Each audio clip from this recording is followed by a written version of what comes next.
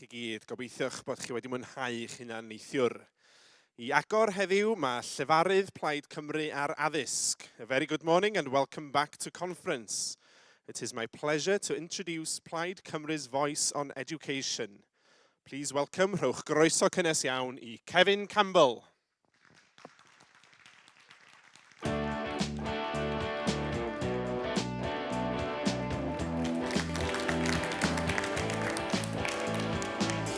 Wel, bore da gyfeillion. Mae'n hyfryd I weld gymaint ohonoch chi wedi dod yn gynnar yn y bore.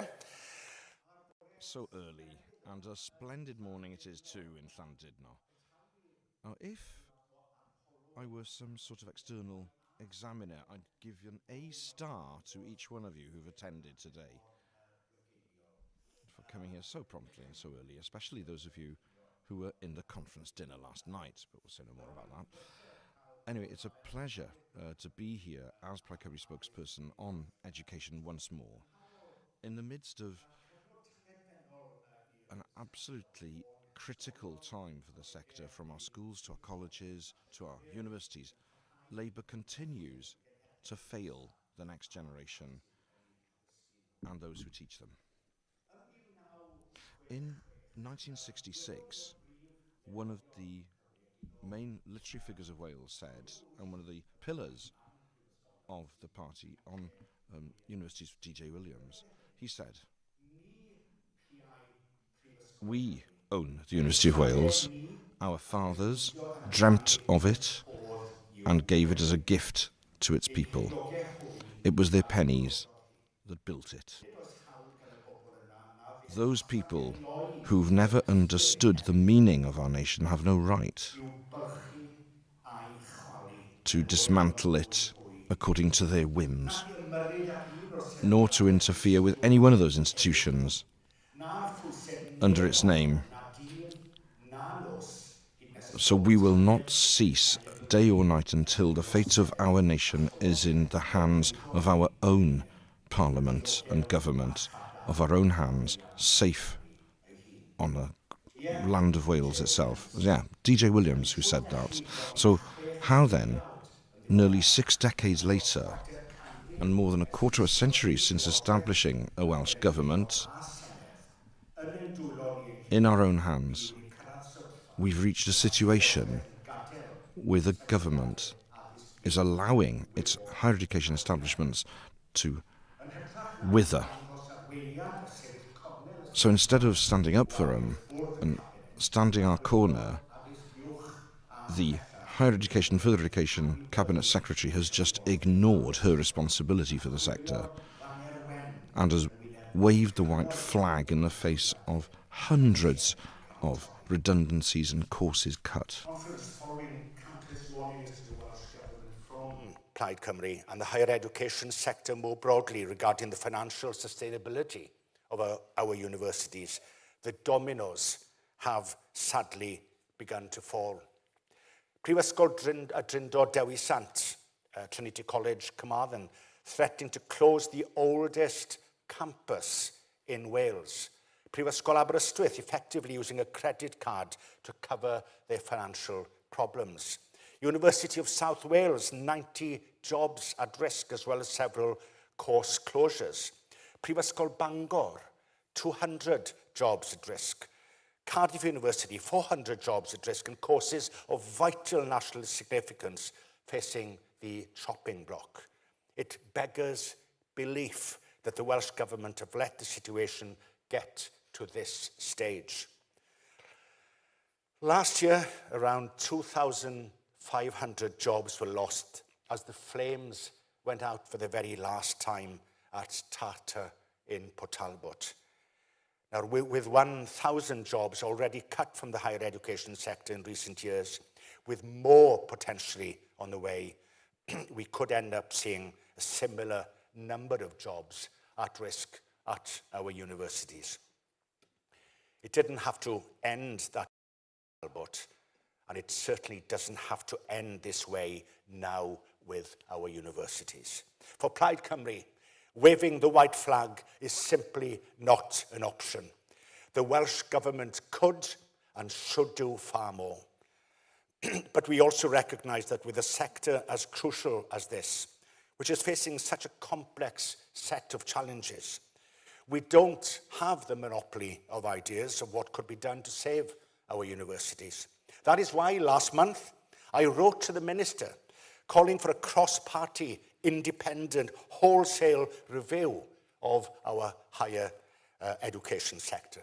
Now, such a review would be a collective effort on the part of all those who care about staff, learners, and our educational institutions. Reporting back in the spring of 2026, it would equip the next Welsh Government with a plan for positive change based on evidence and consensus. My hope was that the Welsh Government would have responded positively to this proposal, but so far they have refused. Nevertheless, we are currently, as a party, working on our own proposals to support the sector from day one of a Plaid Cymru government. We could, for example, consider changes to the way student support is allocated to recapture around £34 million from maintenance grants that currently go to the 40%, yes, 40% of Welsh students who study outside of Wales. We could redirect that money to invest more adequately in our universities without having a detrimental impact on those from the most disadvantaged households. We could also repurpose the Seren scheme, which at present is actively encouraging some of the best and brightest of our students to attend universities outside of Wales at the expense of our own higher education institutions at a cost of millions of pounds. Of course, this is not about stopping anyone from going to study over the border, but it's about reprioritising how we spend money on higher education and better supporting our universities here in Wales.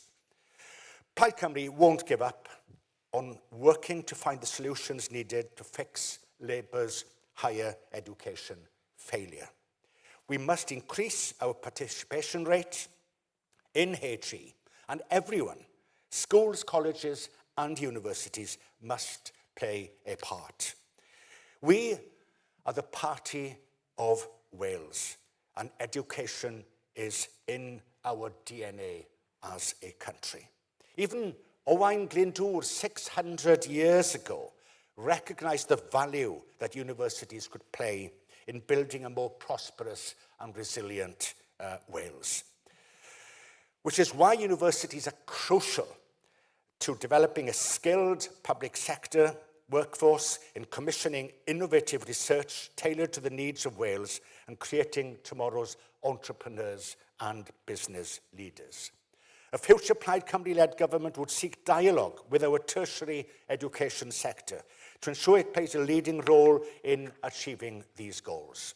We cannot and will not let the promise and the legacy of our forefathers, whose pennies together laid the foundations to establish our universities in Aberystwyth, Bangor, Cardiff and Swansea, the quarrymen, the colliers, the farm labourers, to be taken away from generations to come.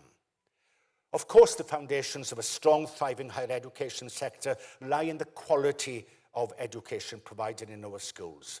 But Labour are also failing here as well. Estyn recently published its latest annual report, and in reading it, it's clear for all to see the impact of 26 years of Labour neglect, mismanagement, and ineptitude when it comes to our education system. As the Estyn report states, in too many cases, the quality of teaching and assessment is not high enough.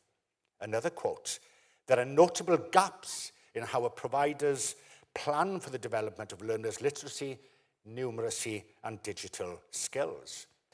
Recruiting suitably qualified teachers remains a risk for the education system.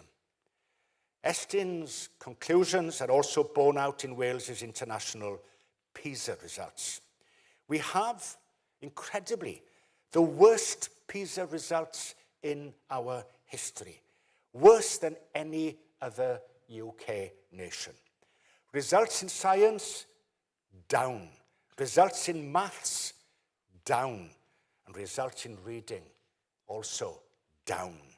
What Wales needs is a refreshed reading plan and a new numeracy strategy to get to grips with the basics in our schools once again.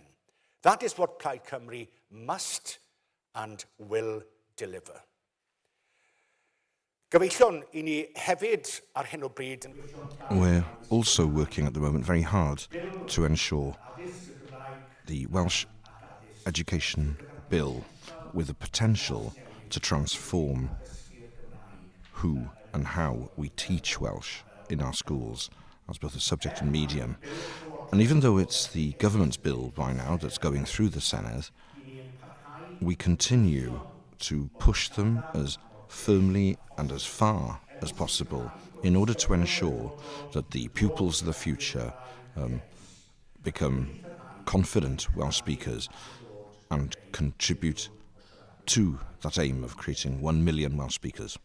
How can we expect our students to achieve the highest standards if they aren't being educated in the best learning environments? Just like the NHS estate, our school building estate in Wales is facing an enormous maintenance backlog. At least £500 million. That is the bill faced by our schools and local authorities after 26 years of Welsh Labour negligence. The total urgent maintenance backlog is at least £93 million. At least 355 schools require urgent maintenance. 24% of all schools in Wales.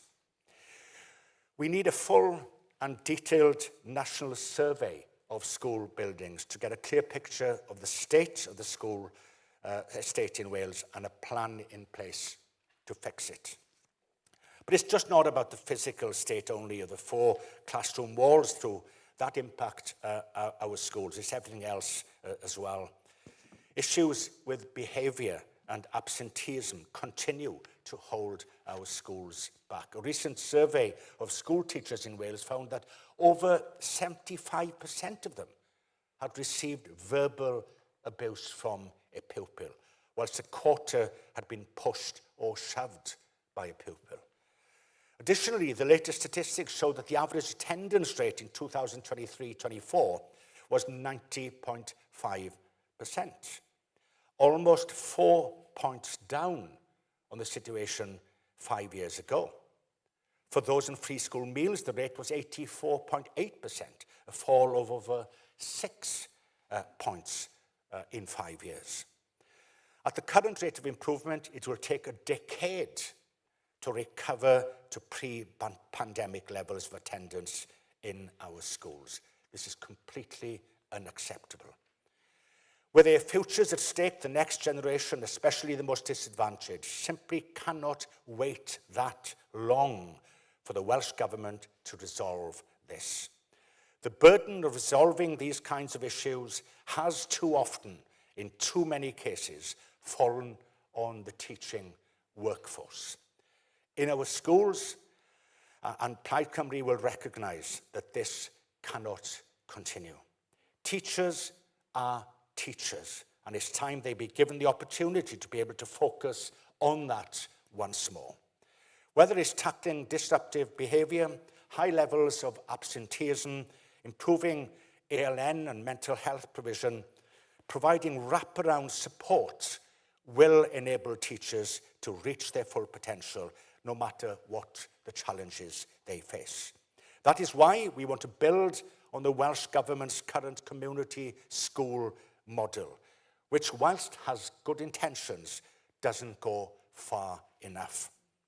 In creating a community school plus model, if you will, we hope to be able to bring support staff and services and relevant organisations together to improve support and outcomes for our young people on the school campus as far as that is possible.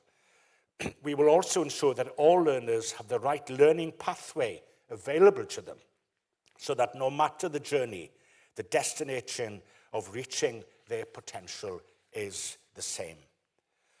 Plaid Cymru's guiding principles in government when it comes to education are clear. If it does not improve outcomes for our young people, we won't do it. Labour in Wales have failed when it comes to education for far too long. Where Labour have failed, Plaid Cymru will put things right. Where Labour have built walls around sectors, Plaid Cymru will bring those sectors together. Where Labour have levelled down on literacy, Plaid Cymru will level up. Where Labour have let our school buildings crumble, Plaid Cymru will build them up again. Where Labour have let staff go without replacement, Plaid Cymru will recruit and retain an education workforce fit for the future. Where Labour have let pupils and parents down, Plaid Cymru will help unlock their potential. It's time to give our schools a fresh start with a Plaid Cymru government. Dim ond Plaid Cymru gyfeillion. Plaid Cymru, my friends, will invest sufficiently in education in order to ensure a better future for our children and our young people. And that's why we have to strive now, tirelessly and ceaselessly over the next year, to ensure that Plaid Cymru will be the biggest party in the Senedd here in 2026. And that we, as a party, will be governing for the benefit of Wales. Thank you.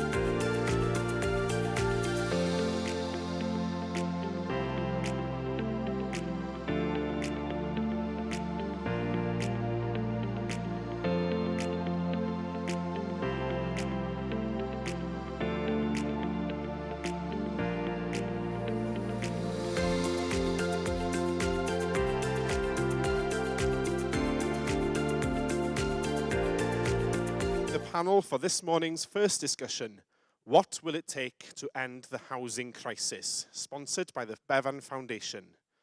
Rhowch groeso cynnes i'r panel a'i cadeirydd, Sian Gwenllian.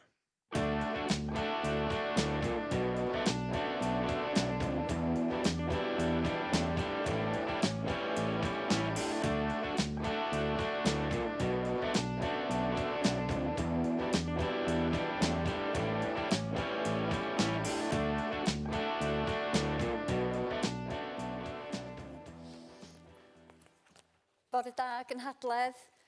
Braf iawn gweld gymaint ohonoch chi yma bore yma. Morning, and welcome to the stage to Wendy, Ellen and Llynos. They can introduce themselves in a minute, but this morning we are here to discuss how to at least seek to end homelessness.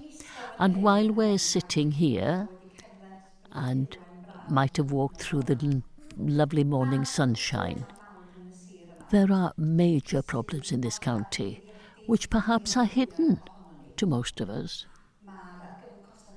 The cost of living crisis creates great difficulties for many families. And homelessness is high in Conwy County. In Wales, homelessness is at its highest level ever.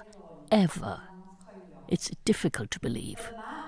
Here in Conwy County, at the end of last year, there were 604 individuals were in temporary accommodation because without being in temporary accommodation, they wouldn't have a home at all. Of the 604 of those individuals, 178 were children under the age of 16. And of the 178, 25 were in bed and breakfast accommodation. Now, on the other hand, in the same period, there were 1,473 second homes in Conwy. Homes which are vacant for most of the year. Those are the two poles, and the housing crisis is a clear sign of deep and structural inequality which characterises modern Wales. Injustice which Plaid Cymru is determined to tackle. So this session this morning will discuss homelessness and will discuss the possible solutions that must be implemented. And I'm going to ask first of all to Wendy Dearden from the Bevan Foundation to discuss the work that you're doing on the housing crisis and what the results that you have recently found. Before that, I just want to ask you to introduce yourselves, and then we'll come back.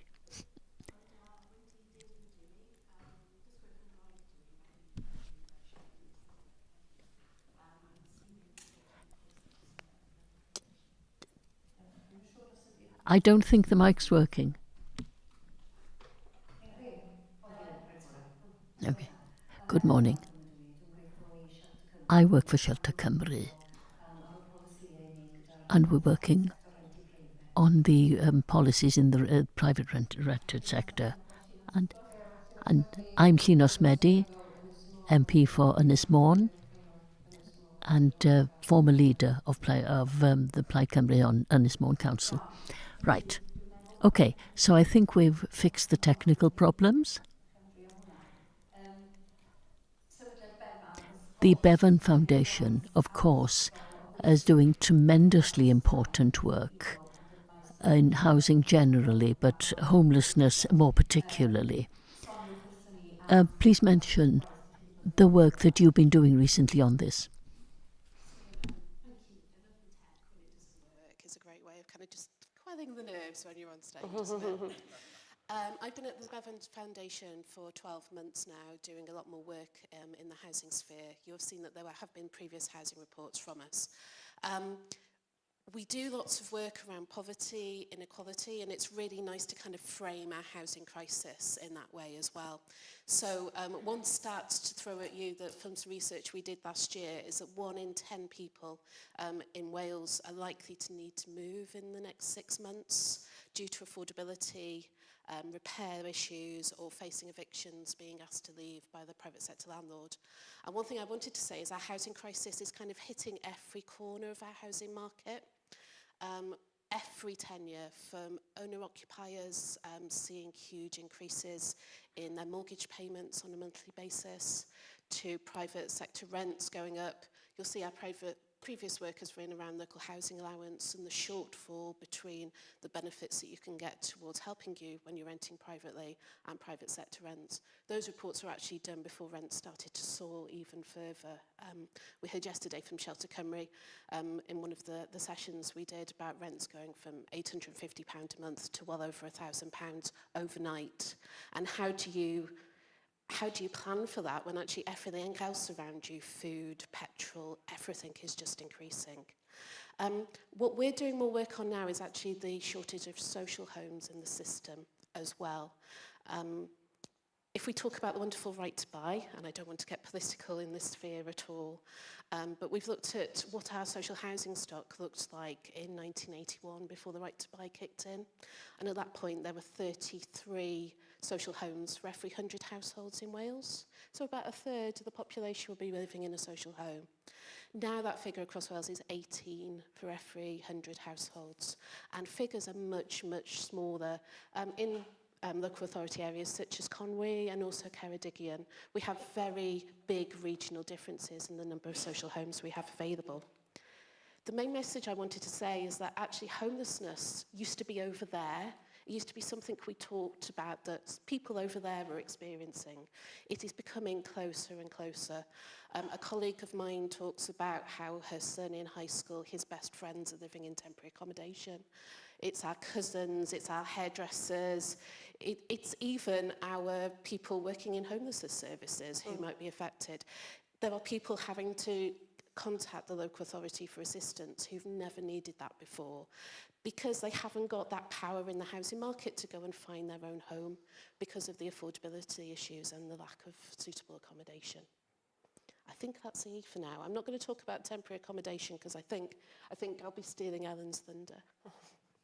Okay, Ellen?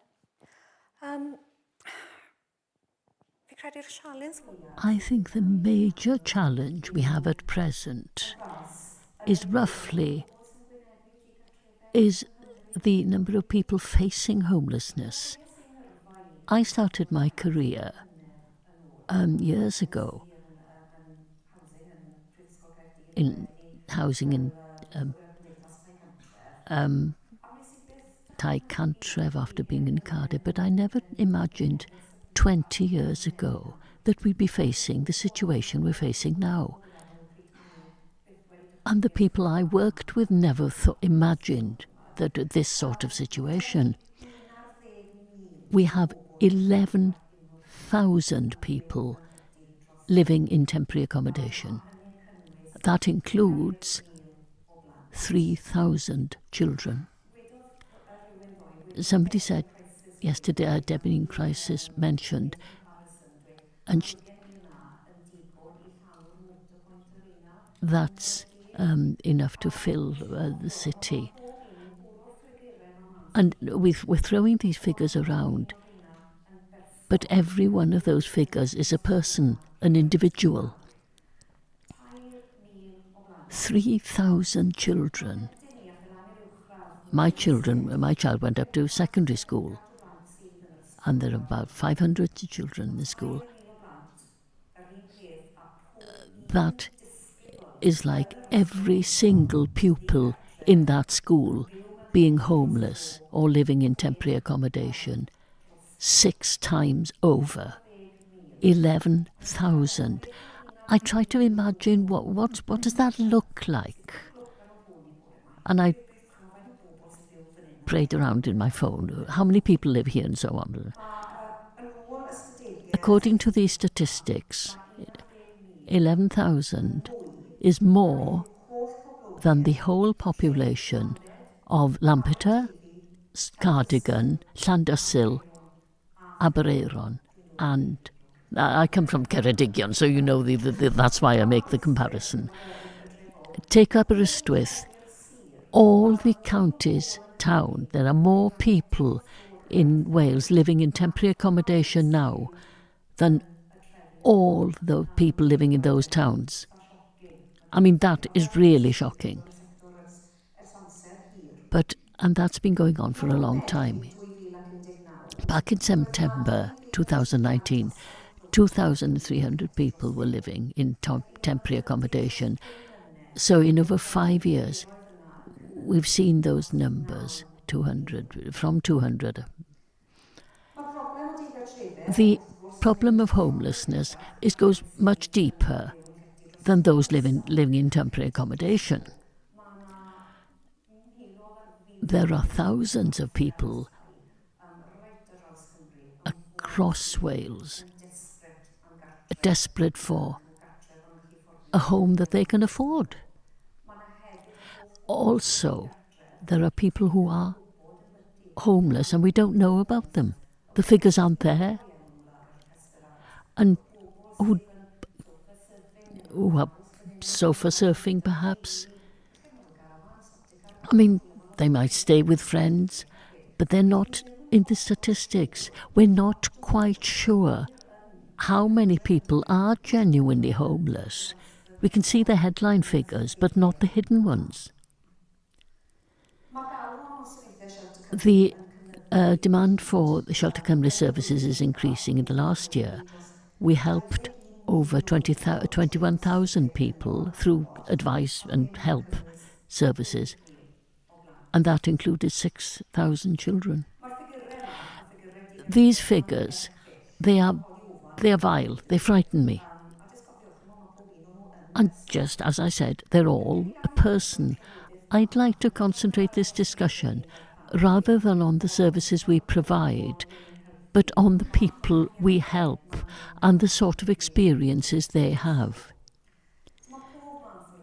There's all sorts of reasons why somebody ends up homeless. I mean, they're wide-ranging, and each case is unique in a way, but the one thing in common with this, the root of the problem, is we live with a dysfunctional housing market. Not the way that people live their lifestyles or what they do or don't or can't do, but it's a matter of control and lack of suitable homes. The cost of living crisis has been a great catalyst. Far more many people come presenting for help. People in jobs, good jobs, not the sort of people you'd think would need our services. And a few years ago, they wouldn't have, as Wendy says, people we know, people who run our services, teachers, nurses. I mean, guaranteed we all know somebody who's in this situation. The experience of being homeless is terrible, and being put in temporary accommodation feels very dehumanising. And when we talk about temporary accommodation, not the sort of thing we see, not living it up in 5-star hotels. We're talking about basics. Lots of these temporary housing, bed and breakfast or hotels, and they're not nice places. Very often they're just by the motorway. Nothing there but a hotel. You then depend on eating the places which are bound up to the motorway services. No choice. The term temporary accommodation, it's unsuitable. And temporary, most people are stuck there for over 6 months, sometimes a year. Is that temporary? The reality is that people live in one room, all their possessions, everything they need, in bags, in boxes, and you have to take the whole thing with you to live in one bedroom. You don't have the resources. You don't have the resources to store food, never mind cook it. If you have medicines, you've nowhere safe to store it. Lots of people have to share a bathroom. We've heard of cases. I was speaking to one case of a woman with 2 children, and the toilet was just down the corridor, and she needed to use the toilet at night. She didn't feel it safe enough to leave the children in their beds, to use the children, to leave the children. She had to wake them up and take them with her to go down the corridor to the toilet. And of course trying to get them back to sleep.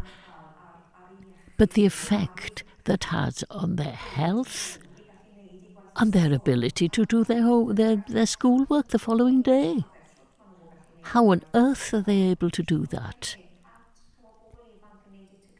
And, you know, children or young people doing their GCSEs. What if happens when they live under those conditions? That is the situation.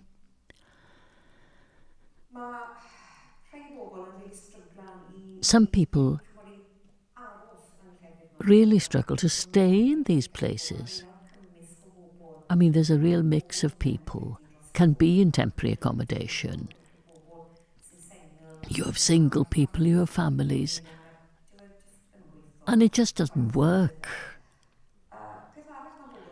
Another thing that people face is curfews.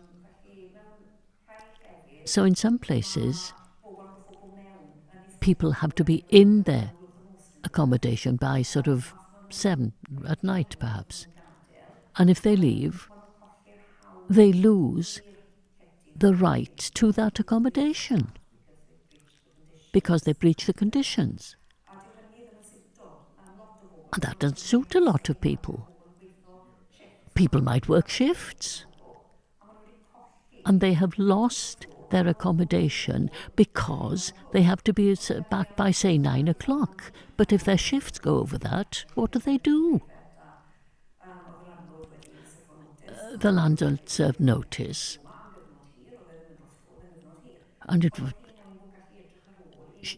she wanted, there was a client who wanted to look after her grandchild. So the system they have as a family is broken down. Another problem with temporary accommodation is suitability. Very often people are placed in places which are very far from where they originally lived. Their schools, the shops, the family, friends, their community. They're taken out of it. And some people aren't just, they get out county. Sometimes they're placed in England. It's very costly. And it costs Wales to accommodate people. There was £99 million spent last year on this. And I think we could do something much more constructive with that. I'm sure you can think of it. As I arrived in Llandudno, I was listening to the radio. And there were people on the stage yesterday, of course. One thing that was said many times was hope. And it was a word that we heard from this stage. But for people who have no home, they have no hope. Thank you, Ellen.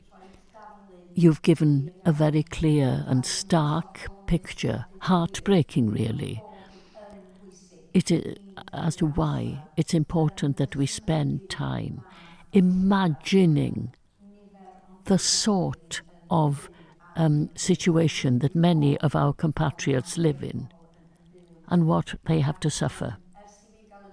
Since I was elected in 2016, I've seen an increase in casework in the Arfon office, in housing and health.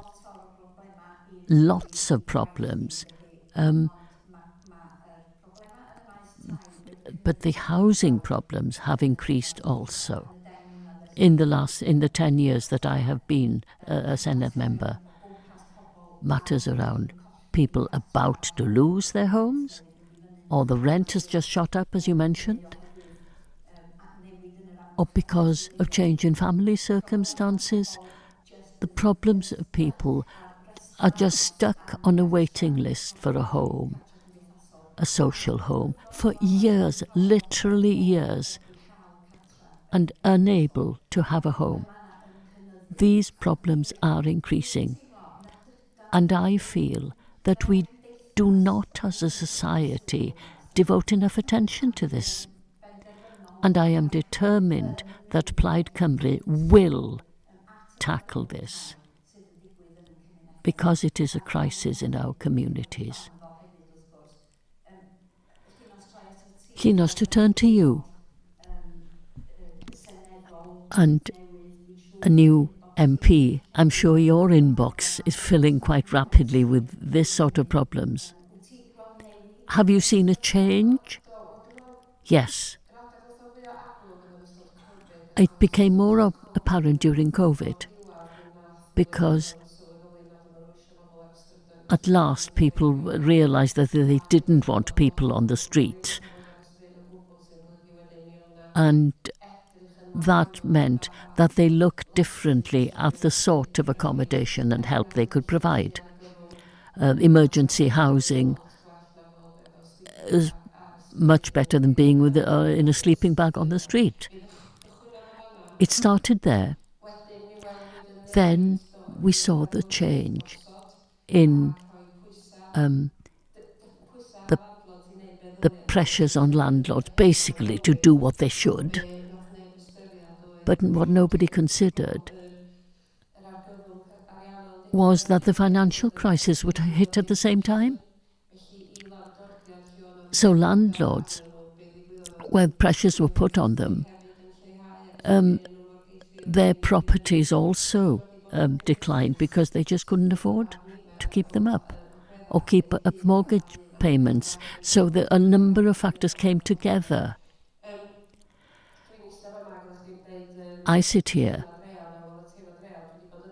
and I've felt I've been in this situation, having to put things in bags and go to my sister's, and had to fill in forms. I just had 2 children. You describe what happens. You know what the effect is when you have to do this yourself.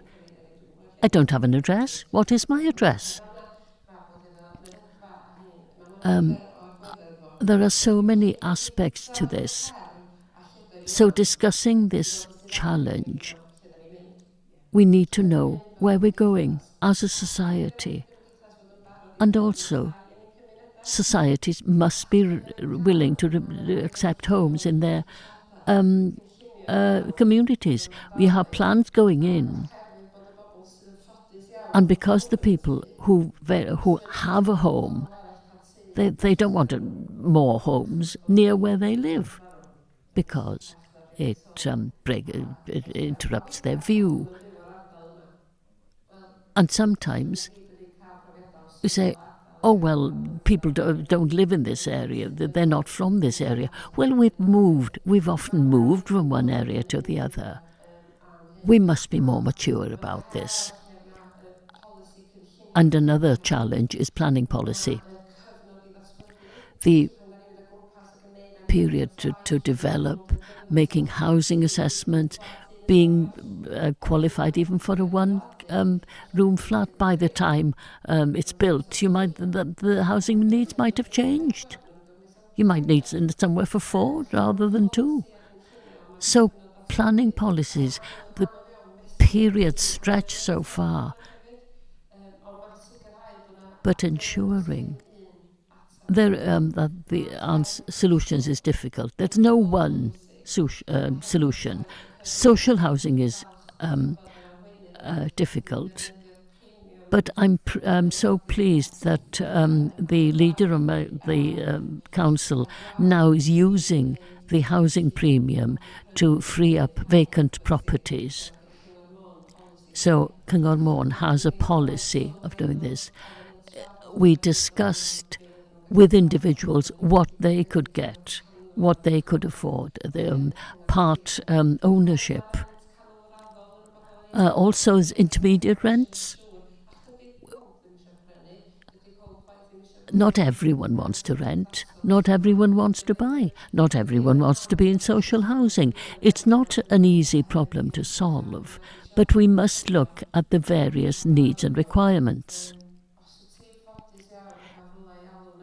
If you're very lucky to have somewhere to call home, it's right for the person next door to have somewhere to call a home as well. Excellent. Thank you very much, Linos. And thank you for sharing your experience. I think that's very powerful. Hearing people's personal experience of somebody we know, that you have been through that experience and you can describe it to people, and this is happening to people in our communities now. As regards solutions, we're beginning to touch what needs doing and what definitely needs is one of the most important crises we're facing. How does the Bevan Foundation see this? What are the short-term solutions, but what do we need to aim for in the long term? An unshamed plug, come and see us on our stand. This is kind of, I wish it was as easy, the solutions, as actually just writing it down in a document. We've been working a lot with Shelter Cymru, evidencing how bad temporary accommodation is. One of the things we've realised is actually the revolving door in and out of temporary accommodation. Because the situation of living in it can be so difficult, a lot of people, I won't say make the decision, but feel that they have to take up other options like sofa surfing or, even we talk about in the report reoffending or going back to an abusive relationship, or because actually living in that limbo for such an amount of time is just not sustainable. What we make the point of is that actually a social home is the only way that somebody has that stability and certainty to move forward and rebuild their lives. So in 2014 we had a change in the homeless legislation that said that a local authority's duty could be discharged into the private rented sector. Really, that was admitting that we don't have enough social homes for the number of people that need homes. So we were using the private rented sector to prop up what we needed. But since then, we've had greater regulation of the private rented sector, turmoil in terms of how universal credit is paid and everything else. But we've put more vulnerable, low-income households into the private rented sector and never really worked out what the private rented sector is for, apart from it has grown to kind of fill that gap. So our focus on solutions is very much about how do we get more social homes built? Because just at the time that we need them, you wouldn't believe how difficult it is to build them and deliver them, and the number of conflicting policies that are getting in the way. You mentioned the planning system. That is just one small bit. First of all, we talk about making better use of the ones that we've got. I'm going to try not to get too technical in all of this. The right to buy has been abolished, but we are still seeing social homes being sold. That's because current policies are putting huge expectations on social landlords in terms of the standard of properties All properties need to meet EPC-C by 2030, with aspirations actually for the whole stock to be EPC-A and zero carbon. The money that needs to go into that, and actually some associations are having to make difficult decisions to dispose of individual properties because they're too expensive to deliver. But how do you explain selling off a social home to somebody that was staying in the Travelodge last night, or even has been staying in the Travelodge the last 6 months? So we argue that there's lots of talk around the 20,000 homes target, but actually there are policies that are actually making us lose homes at the moment. So stop that. Yes, stop that as a start. Very little regulation of it as well, but please don't get me into that too much. Also about right-sizing the social homes that we have around tenants' aspirations and needs. It's very difficult because a home is your home, it's your home for life. However, there are considerable numbers of spare bedrooms within our social housing stock. Rather than going along and saying, you must move, isn't it about those pragmatic discussions about what do we need to build to what would somebody actually like to downsize into, and are we building the right things? One thing that we have a huge shortage of is actually one-bedroom homes in our social housing stock. So actually somebody who's been affected by the bedroom tax, their options to actually downsize are very, very small, because particularly across North Wales, if you think of social housing, your typical social house is a lovely 3-bedroom family home rather than anything that's 1 bed or 2 bed. So we talk about making best use of what we've got, first of all, then making sure what we've got goes to the people that need it most. Reviewing how properties are let.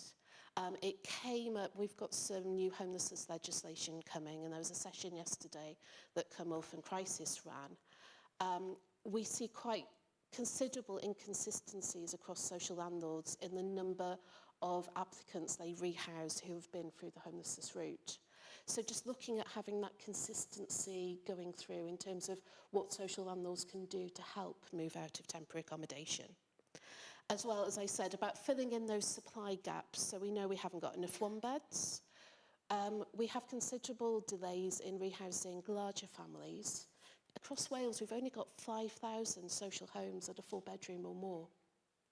Those families have tended traditionally to go in the private rented sector because that's the only place they can find properties, but actually that's where they've got huge instability in terms of being able to afford or being evicted. And also accessible homes.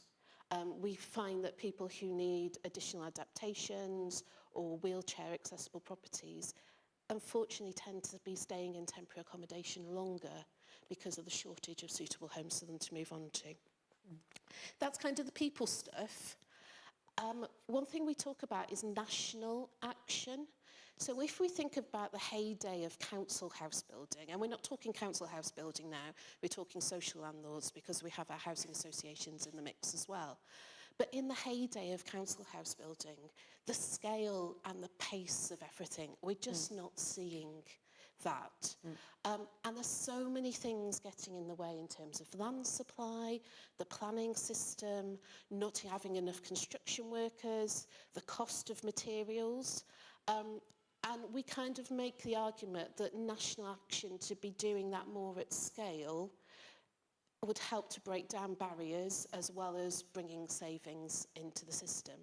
This isn't new. We had the Welsh Development Agency, we have the Development Board for Wales. We have powers within government to do land assembly on a big strategic basis, or in a smaller basis in smaller communities. But at the moment, that call for action is sitting with individual social landlords or local authorities who are already stretched. I mean, even to do a CPO on a piece of land is a hugely, hugely time-consuming and very specialist piece of work. Compulsory purchase, sorry. Order, yeah. We feel that there's much more that could be done at a national level by Welsh Government. And when I say done, I don't mean just you should be doing that, you should be doing that. Actually physically doing things, assembling land, doing some of the practical stuff to do stuff at scale. One of the final ones we talk about is it's not actually about building new. We're not going to get out of our housing emergency by building new alone. We recently did a report working with Housing Justice Cymru looking at old churches and chapels across Wales and the potential for them to be turned into social homes. If we can crack places of worship with all their listed building consents and all the other pieces that come with them, then actually that opens a whole discussion about all the unused buildings in our communities, the banks, the things that the local authority might be disposing of because they've remodelled the school service and that sort of thing. There is lots of potential in our existing building stock, as well as using up the embodied carbon. But more importantly, not allowing properties need a purpose. If they don't have a purpose, they will decline and have a negative impact on the community. What better way to bring them back into use than to actually provide homes for that community? The last one we talk about is just needing more money. And record levels are going into something called social housing grant, which is the main capital money that social landlords use. However, that money at the moment is not ring-fenced on social homes. It also goes into things like low-cost home ownership. And okay, there is a place in the market for all the different affordable models, but given the record numbers we have got who would really benefit from just having a social home, we feel that there ought to be some prioritisation at this point. There are also lots of innovative ways of getting new money, borrowing powers within Welsh Government and within local authorities. I've been working in housing for far too long that I'm becoming that grumpy woman on the side that actually we've been talking about this for years. We've been talking about a lot of this stuff for years, but it's just not happening at the scale and the pace that we need it to. And unfortunately, I sit in places like this and the sessions that we had yesterday and thought, if somebody that's in temporary accommodation with their children heard all these discussions that we have year on year on year, but don't necessarily make that huge impact, and we pat ourselves on the back that we've managed a few thousand homes, it's not enough. Cytuno'n llwyr efo ti.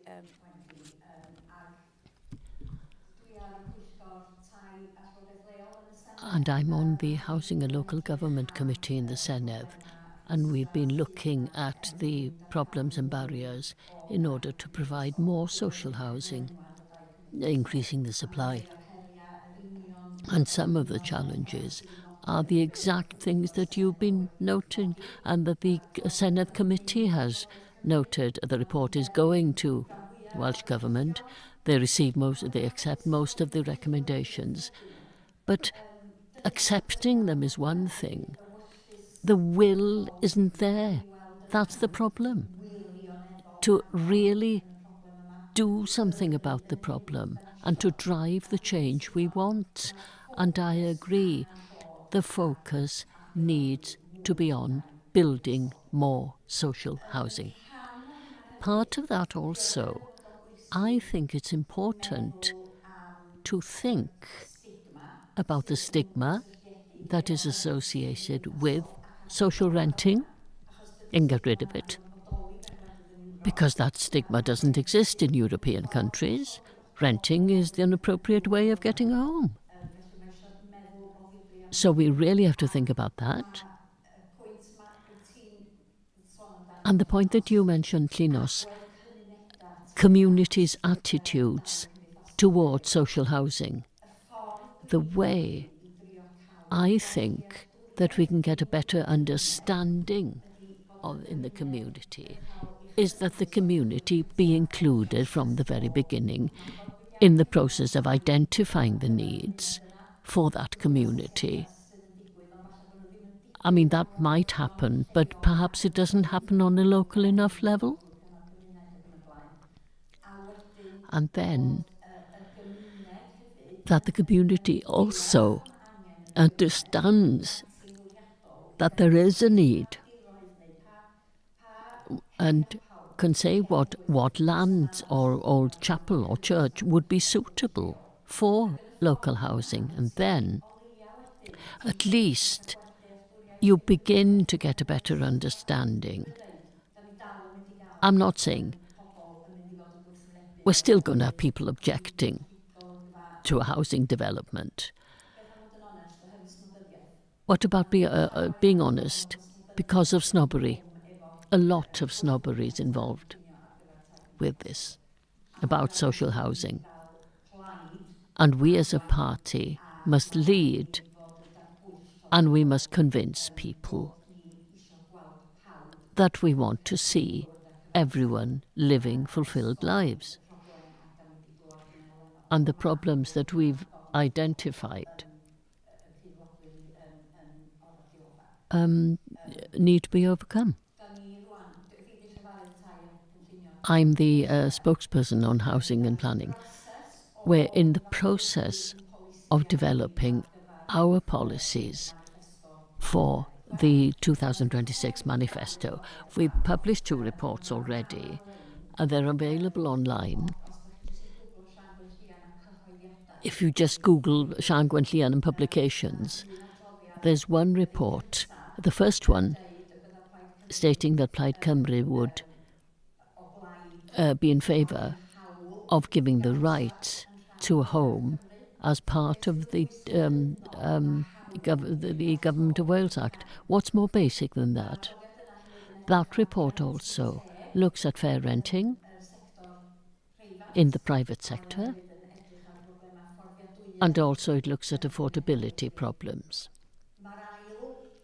The second paper, which has just gone online, discusses the challenges relating to administering social housing, but it also offers solutions as to getting rid of some of these challenges and genuinely move things on. One of the policies is the establishment of an arm's length entity, INOS, which would drive the national agenda but work with the local authorities on delivery on a local level. Obviously with local builders, they'd be part of it, but who can work on a national level as well, with teams, etc., to use compulsory purchase powers and to create the right atmosphere we need. I mean, we haven't got anything like that at the moment, which is a disgrace. The government don't even know the true extent of the problem. And one of the recommendations of the committee was to hold an audit, a national audit, to see exactly the extent of the problem. And of course it'd be different in different communities. But that's where we've reached. And over the next weeks and months, you'll hear a lot more about this. We're working on a third policy at the moment,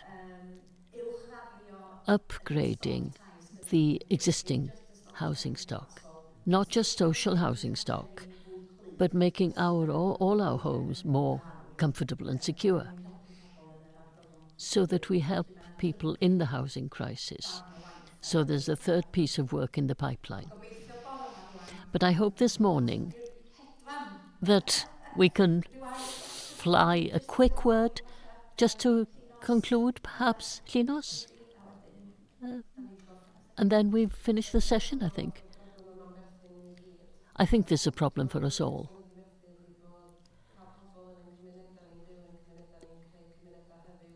We need to have people in our community so that they can be viable and vibrant, and so that we can have children in our schools, because then you have a mix of people, you have a mixed population, and that really is what creates your society.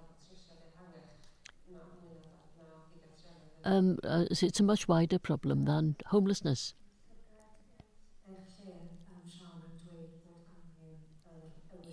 Yes, well, the key point that comes out of this is the will that's needed. We must have a commitment to housing, because that helps with housing, with health and education.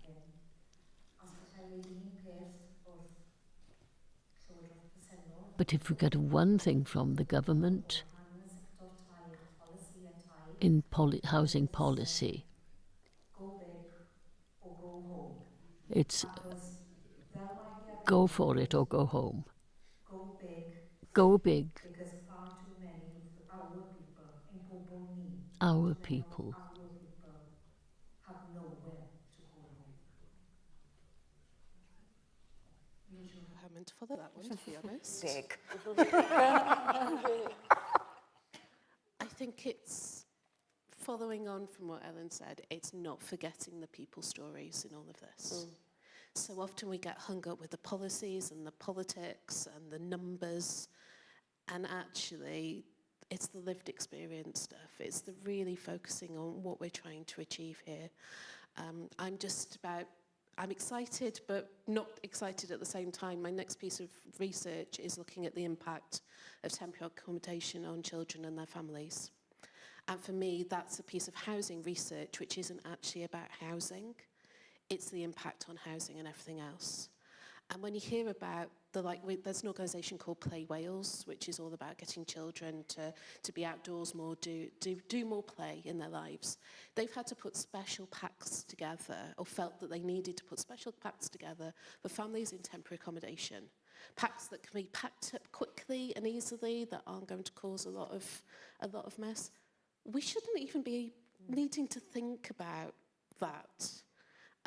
And throughout these discussions, if you can do one thing, Sian, it's keeping that people message running all the way through it. Because as soon as we start talking about bricks and mortar, not that it's even bricks and mortar anymore, it's modular construction of all sorts of things, we go into that construction houses world, and it's not about houses, it's about homes. Ar y nodyn yna, diolch yn fawr iawn. Thank you very much. Thank you, Llinos, Ellen from Shelter Cymru, Wendy, and thank the Bevan Foundation for organising and sponsoring this discussion, a very important discussion, I think. So thank the panel, please.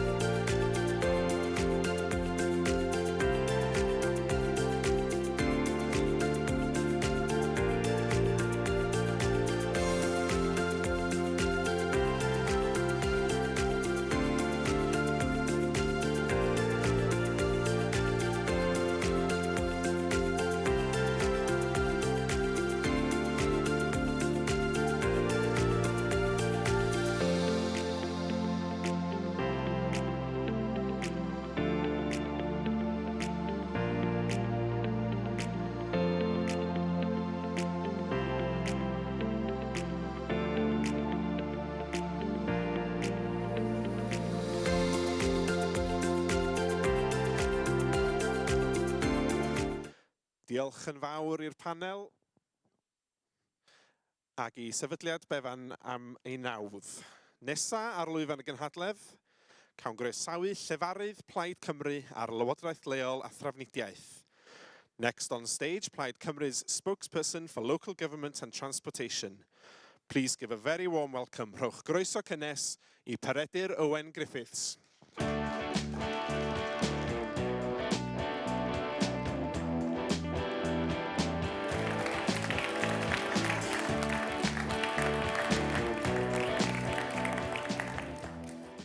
Wel, bore da gynhadledd, a mae'n braf iawn bod gyda chi. Wonderful to be with you here today.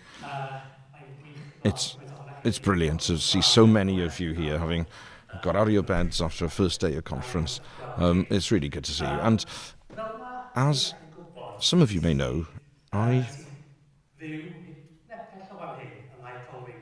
lived here in Colwyn Bay before moving to the south, and Dad was a minister in Colwyn Bay for 15 years. But his family come from Llandudno and were there for generations. And my grandfather's buried in the Gogarth.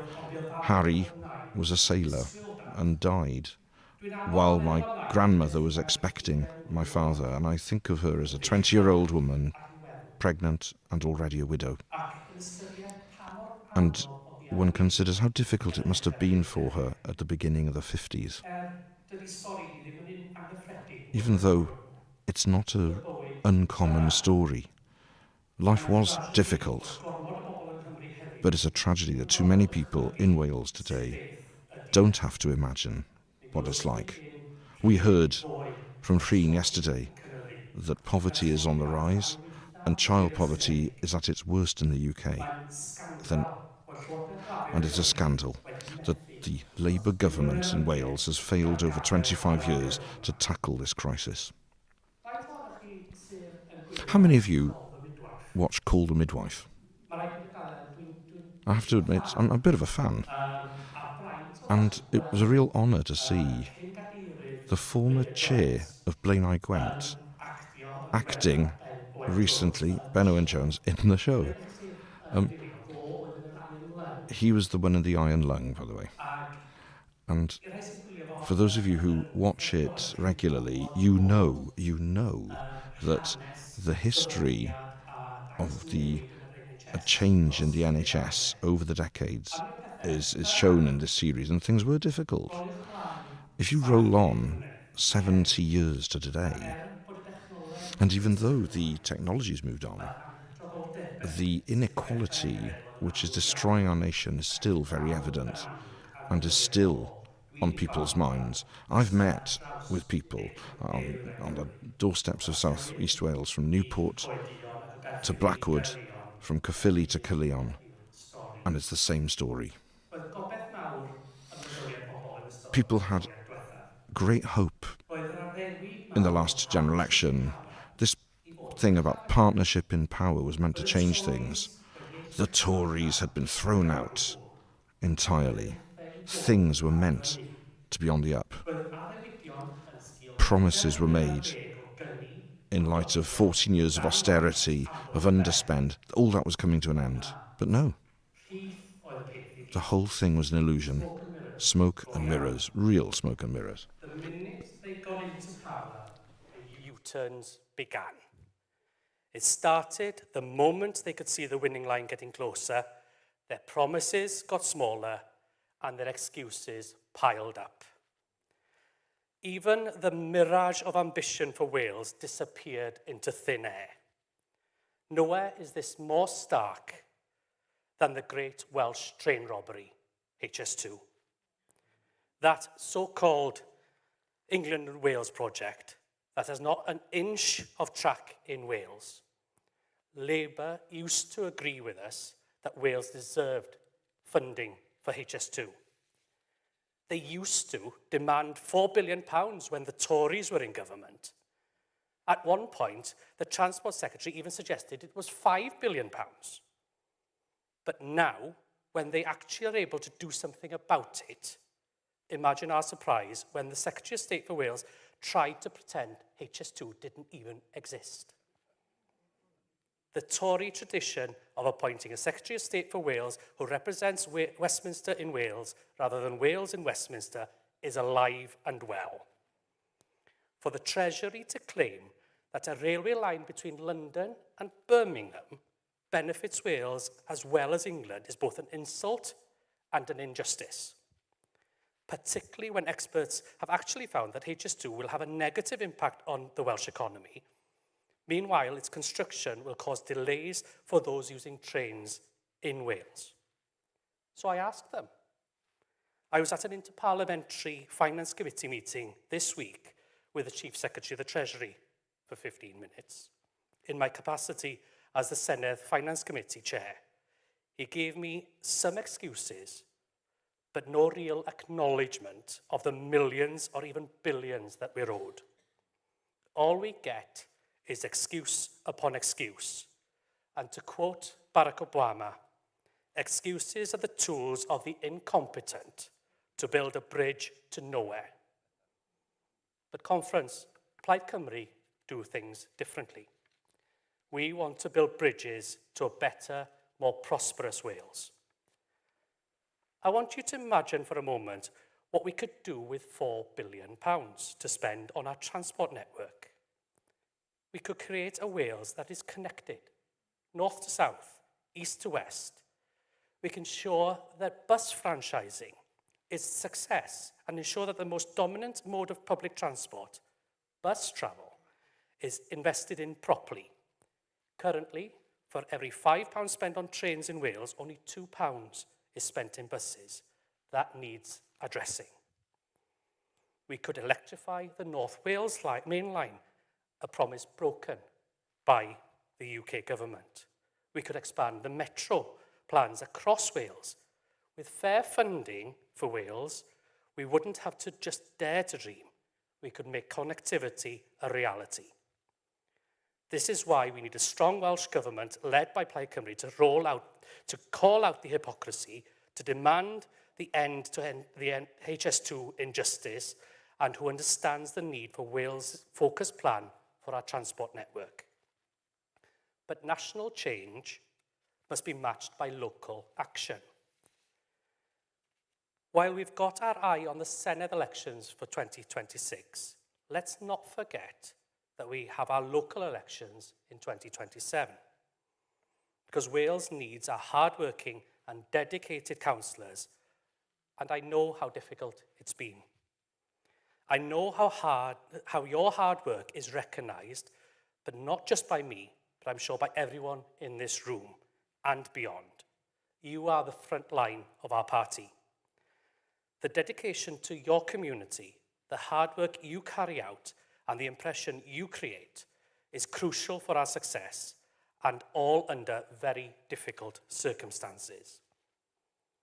It's a difficult time because councils are being forced to do more with less, stretched to their limits. It's a difficult time because you are left to fill gaps created by the failures of the Labour government.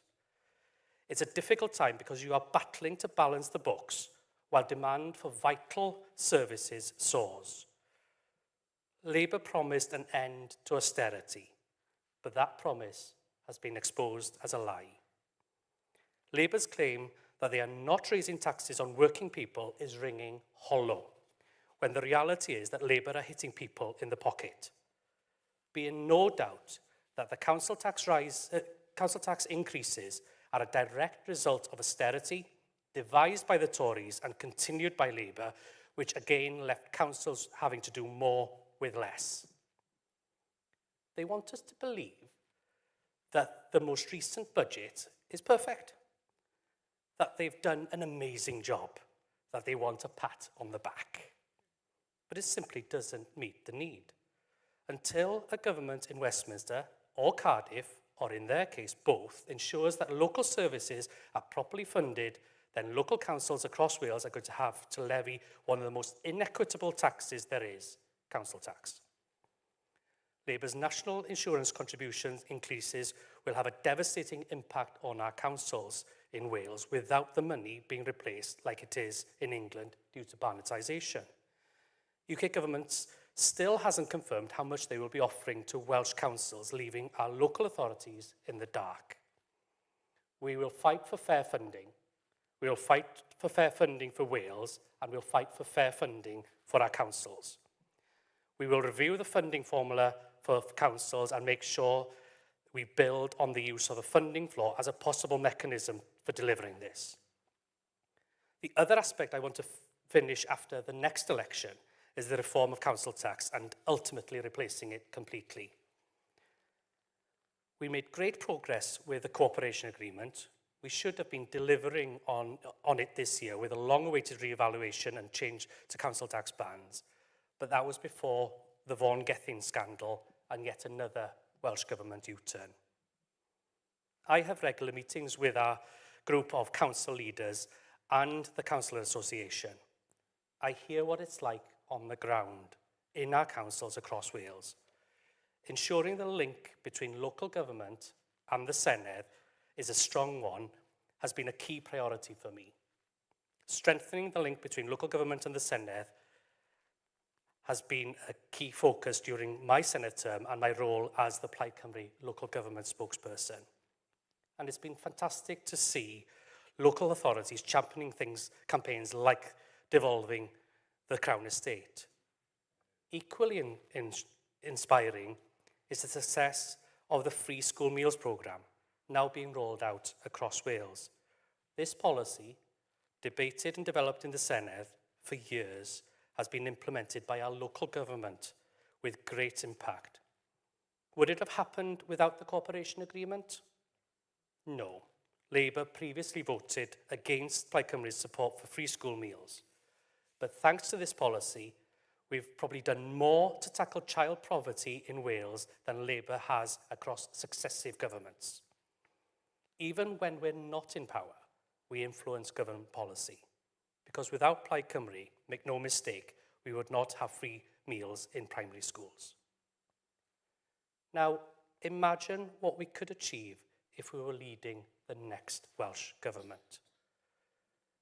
That is what's at stake for our country, a fairer, more prosperous land that leaves no one behind. The fact is, the so-called partnership in power between two Labour governments is nothing but empty words. Worse, actually, it signalled a rowing back on policy promises. The Crown Estate, goodness knows what they think of that. Demanding our missing billions from HS2. Labour in Wales voted against it. Fixing the unfair funding formula. Yes, you guessed it. Labour voted against that one too.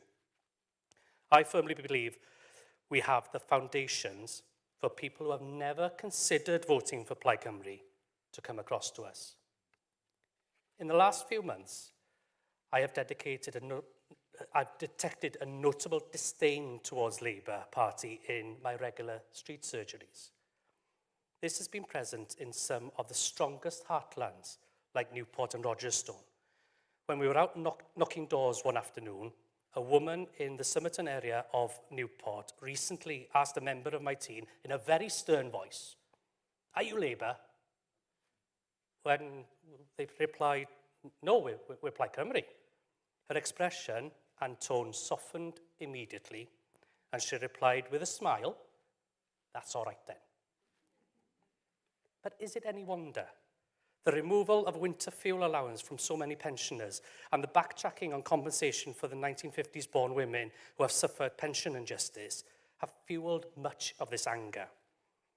But there is also a general feeling of disappointment after that long 14 years of painful years of rule under Tories.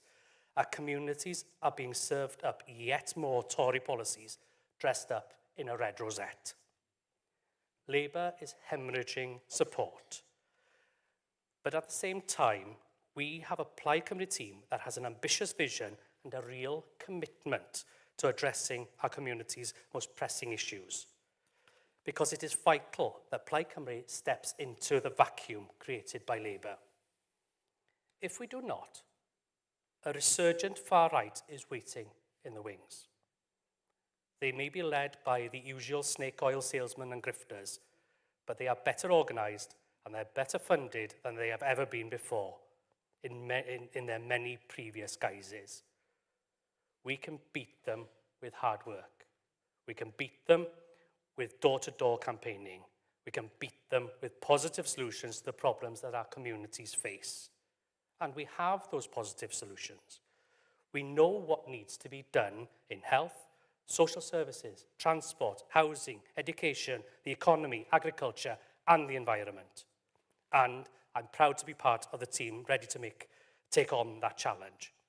Conference, for the sake of our communities, for the sake of our country, we must beat them and earn the trust of the people of Wales to deliver a government of renewed energy and fresh ideas and build a bridge to a better future. Diolch yn fawr.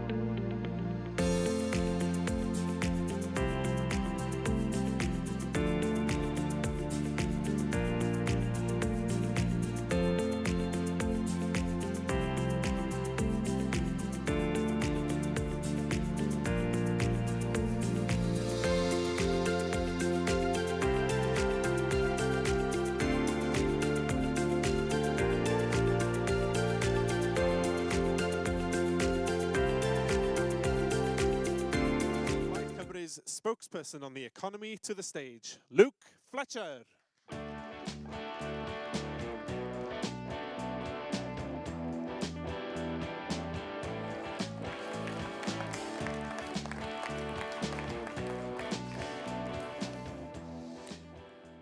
Diolch, Gynhadledd, gyfeillion. We would all to step outside this conference hall into the spring sunshine and look out across the water. We would be looking to the towering turbines of the Gwyntamore offshore wind farm.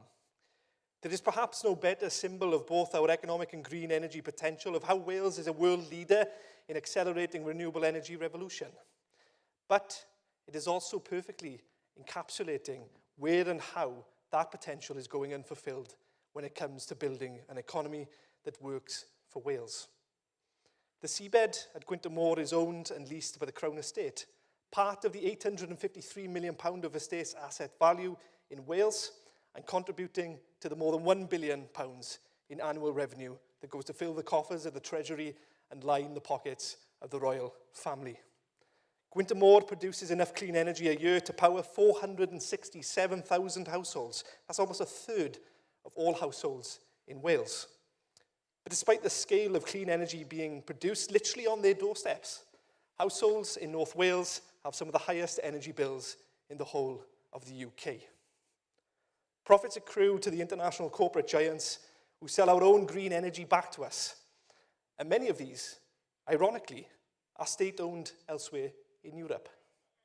Conference, this is all a microcosm of a wider structural issue that holds back economic development in Wales. That issue is the ownership gap. Quite simply, we do not currently own or control enough in Wales, enough of our own resources, assets, institutions, or businesses to really move the economic dial. Lack of ownership means a lack of autonomy, a lack of control over our economic future. Now, we are not content, are we, Conference, to leave our economic destiny in the hands of others? We are not content to let it be dictated to us from Whitehall or decided in multinational boardrooms where we have no seat at the table. Dyna pam mae Plaid Cymru wedi bod yn arwain yr Plaid Cymru has been leading the campaign to devolve the Crown Estate. Control over these assets would be worth millions. And it would also mean that we have important powers to set terms and conditions on developments, including on things like the supply chain and the workforce. It would mean that we could provide new opportunities for work and training in the green economy. And of course, Welsh Labour hasn't even asked, let alone fight for control over our natural resources. And in the meantime, Plaid Cymru is the party that's been at the forefront of campaigning for these things to make a difference for our people and our communities. 75% of the people of Wales support transferring the control of the Crown Estates to the people of Wales, and 17 out of 22 Welsh authorities now support this call. This is a fight that is gaining momentum, and it is a fight that we will win. By failing to even show up for it, Labour in Wales have chosen to be on the losing side, and they've made it clear whose side they're on, haven't they? And that's not on the side of the most vulnerable in our society. It's not on the side of our businesses or our communities, and it's not on the side of Wales. Now, in my role as economy spokesperson, there is nothing I enjoy more than travelling the length and breadth of Wales, this country brimming with creativity, talent, and ambition, and meeting with Welsh businesses. And yes, I'll admit, getting to sample craft-brewed beers, artisan coffees, and world-beating Welsh produce in my travels are all just a sweetener. But what I really love is the passion, the drive, not only to turn a profit, but to deliver a high level of service or a quality product, to build a business with real roots in its community, and to provide high-paying jobs and high-quality jobs.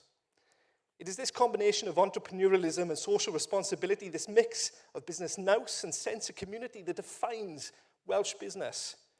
It gives me hope, a vision of what Wales's economic future can and should be.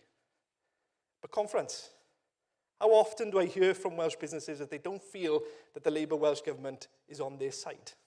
How often do I hear that they struggle to find the support or even just the information they need to grow?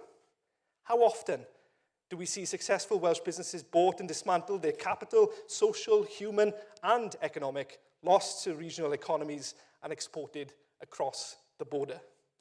The answer is far, far too often. And just as Gwynfor Mawr is a symbol of the wider ownership problem in the Welsh economy, our high streets provide a lens on the challenges facing Welsh businesses. Challenges that Labour in Wales has failed to address, or more accurately, actively made worse over a quarter of a century in power. It's a story we're all too familiar with, isn't it? On high streets across Wales, there are empty buildings and shuttered shops where thriving local businesses should be. Pubs, cafes, restaurants, all struggling with the cost of doing business crisis, a crisis made worse by sky-high taxes on businesses and Labour's scrapping of business rates relief. Take Aberystwyth, where business rates in the town centre are, as one local business owner put so rightly, just silly. An independent store owner on the high street pays nearly 10 times more than a major chain on the town's outskirts, and significantly more than would be an equivalent business in England. Or take my home county of Bridgend, the home, and of course I recognise my bias in this, of the best coffee shop in Wales. A locally owned and managed coffee shop and bakery pays the same level of non-domestic rates as this multinational competitor just around the corner. There are countless examples, the length and breadth of Wales, of businesses' full potential going unfulfilled, to many of what should be successful businesses going to the wall. And the result? Town centres in decline, not on the up. Now I am proud that more and more businesses are looking to Plaid Cymru for the solution. And I'm even more proud that we are able to offer one. If we want our town centres to thrive, then we need to change how we tax the businesses on our high streets to better support the kinds of successful Welsh-owned shops, cafes, bars and restaurants we all go to our towns for. And I'll let you in on a secret. This is hardly rocket science. There's a solution that is well within our grasp. Now, I'll spare you the level of technical detail that would make the rest of my speech very boring, and that's, of course, is assuming that you're not bored already. But through varying the multiplier, the business rates multiplier, we have the power to reduce rates for independent businesses in retail, leisure, and hospitality. It really is that simple. And by looking at how we charge rates so that those who can afford to pay contribute more, it would also be cost neutral. Plaid Cymru's wider plans for our town centres are a further reflection of this kind of common sense, this kind of practical policy development that I make the hallmark of my politics. Where small and medium-sized businesses currently struggle to access both information and finance, we will create a new National Development Agency for Wales, a real one-stop shop for business support geared towards growing domestic businesses and keeping our successful companies in Wales. Where the hospitality sector is currently under-supported and underrepresented in Welsh Government, we will learn from international best practice and we will look to create a new nighttime economy advisor. Where buildings on our high streets are lying empty, we will make it easier to convert them into residences, bringing people back into our town centres and building in footfall for local businesses. And where valued local assets, including businesses, buildings and land, come up for sale, we will make it easier for them to be brought into community ownership, including through a community right to buy. Ledled Cymru, mae pob math o enghreifftiau. There are examples of where communities have come together to save pubs and shops and local facilities, and it's essential that we learn from these examples as we try and resurrect our town centres to be social places full of great new life and culture and art. And please consider this conference. Of the pubs that have come under community ownership since the pandemic, not one of them has closed. And it's these examples that show us why we need to be ambitious in encouraging social, community, cooperative ownership, and prove as well that businesses that are rooted in their communities are successful and viable businesses. With the Plaid Cymru government, this work will be supported, and we will provide resources for our town centres that will enable our communities to engage in their further regeneration. I will formally be launching Making Wales Work, Plaid Cymru's new economic plan. Now, I'm proud of the amount of hard work that has gone into this plan, and the new and ambitious vision for the Welsh economy that it represents. That vision and that ambition extends from our seabed to our high streets and covers everywhere in between. Our plan will see capital built, retained and recycled in our communities instead of it leaking and in some cases flooding out of Wales. It will grow and sustain Welsh-owned businesses, delivering good jobs, reviving our town centres and boosting living standards. Now, having given you a flavour of what I believe our plan can and will deliver today, I cannot wait to share it in full. Conference, ours is a vision of a Wales in which no child grows up poor, where every young person has access to fulfilling work, education or training, and where the economy sustainably meets the needs of our people, not the other way around. Where Labour has long since run out of ideas, Reform offers nothing but dog whistle soundbites, and the Tories have abandoned the political stage to the snake oil salesman to their right, I am clearer now more than ever that Wales needs a government with a real vision and with fire in its belly. Wales needs a Plaid Cymru government, and the next year we will have an historic opportunity to deliver one. So let's go out there, let's deliver on that opportunity. Dros Cymru.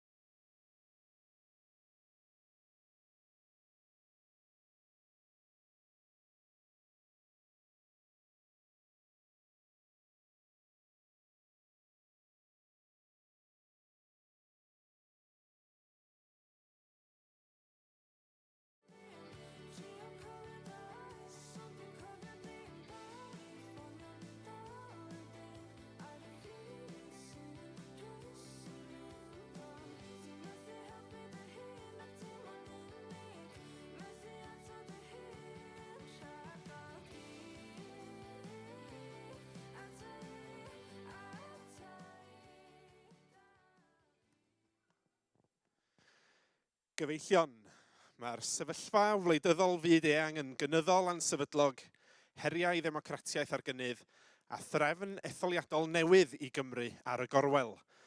In an increasingly unstable world with threats to democracy on the rise and with a new electoral system for Wales on the horizon, please welcome our guests for this special question and answer session sponsored by the Electoral Reform Society.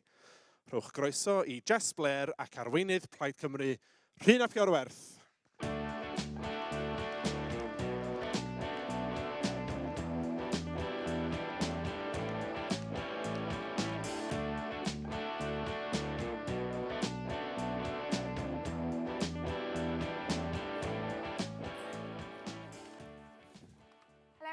And welcome to this unique conversation, I think, about the state of global democracy at the moment. I'm Jess Blair, I'm Director of the Electoral Reform Society Cymru, and I don't think our guest today needs any introduction. Rhun ap Iorwerth, Leader of Plaid Cymru, thank you for joining us. It's very good to be here. Thank you very much for putting on this event. Now, I'm excited, it should be really interesting. 2025 obviously has started with Trump back in the White House. Elon Musk is weirdly there with him. There's war in Ukraine, threat of Which one's the boss? We're not quite sure. The child? Unclear. But there's threat of further war in Europe, the rise of AI, mis and disinformation. Do you think, really easy question to start with, we're in a time of global democratic crisis? I absolutely think we are. When values that are core to us and we perhaps believed were going to be constants are undermined to the extent to which they have been undermined. In recent years, and in particular in the most recent of times, it is deeply, deeply worrying. You fear about the direction we're going in and the pace at which that we're moving in that direction. It's been a genuine shock and awe under the new regime in the White House. I guess we were told to expect it, but perhaps none of us quite expected the extent to which there would be a tearing up of so many of those things that are important to us, be they international agreements, alliances that have stood us in good stead for a long time, climate change accords, World Health cooperation, or deeper values. The importance to me of being decent and being kind in politics, being undermined by people in the most public and influential of roles. These are things that worry me greatly. And it all serves to undermine, I think, faith in democracy. But we either walk away and let it pick up pace, or we decide that democracy and these values are important enough to make a stand for and fight for. And that's where I am. And that's where I think I'm speaking on behalf of all of us here. We all are. In your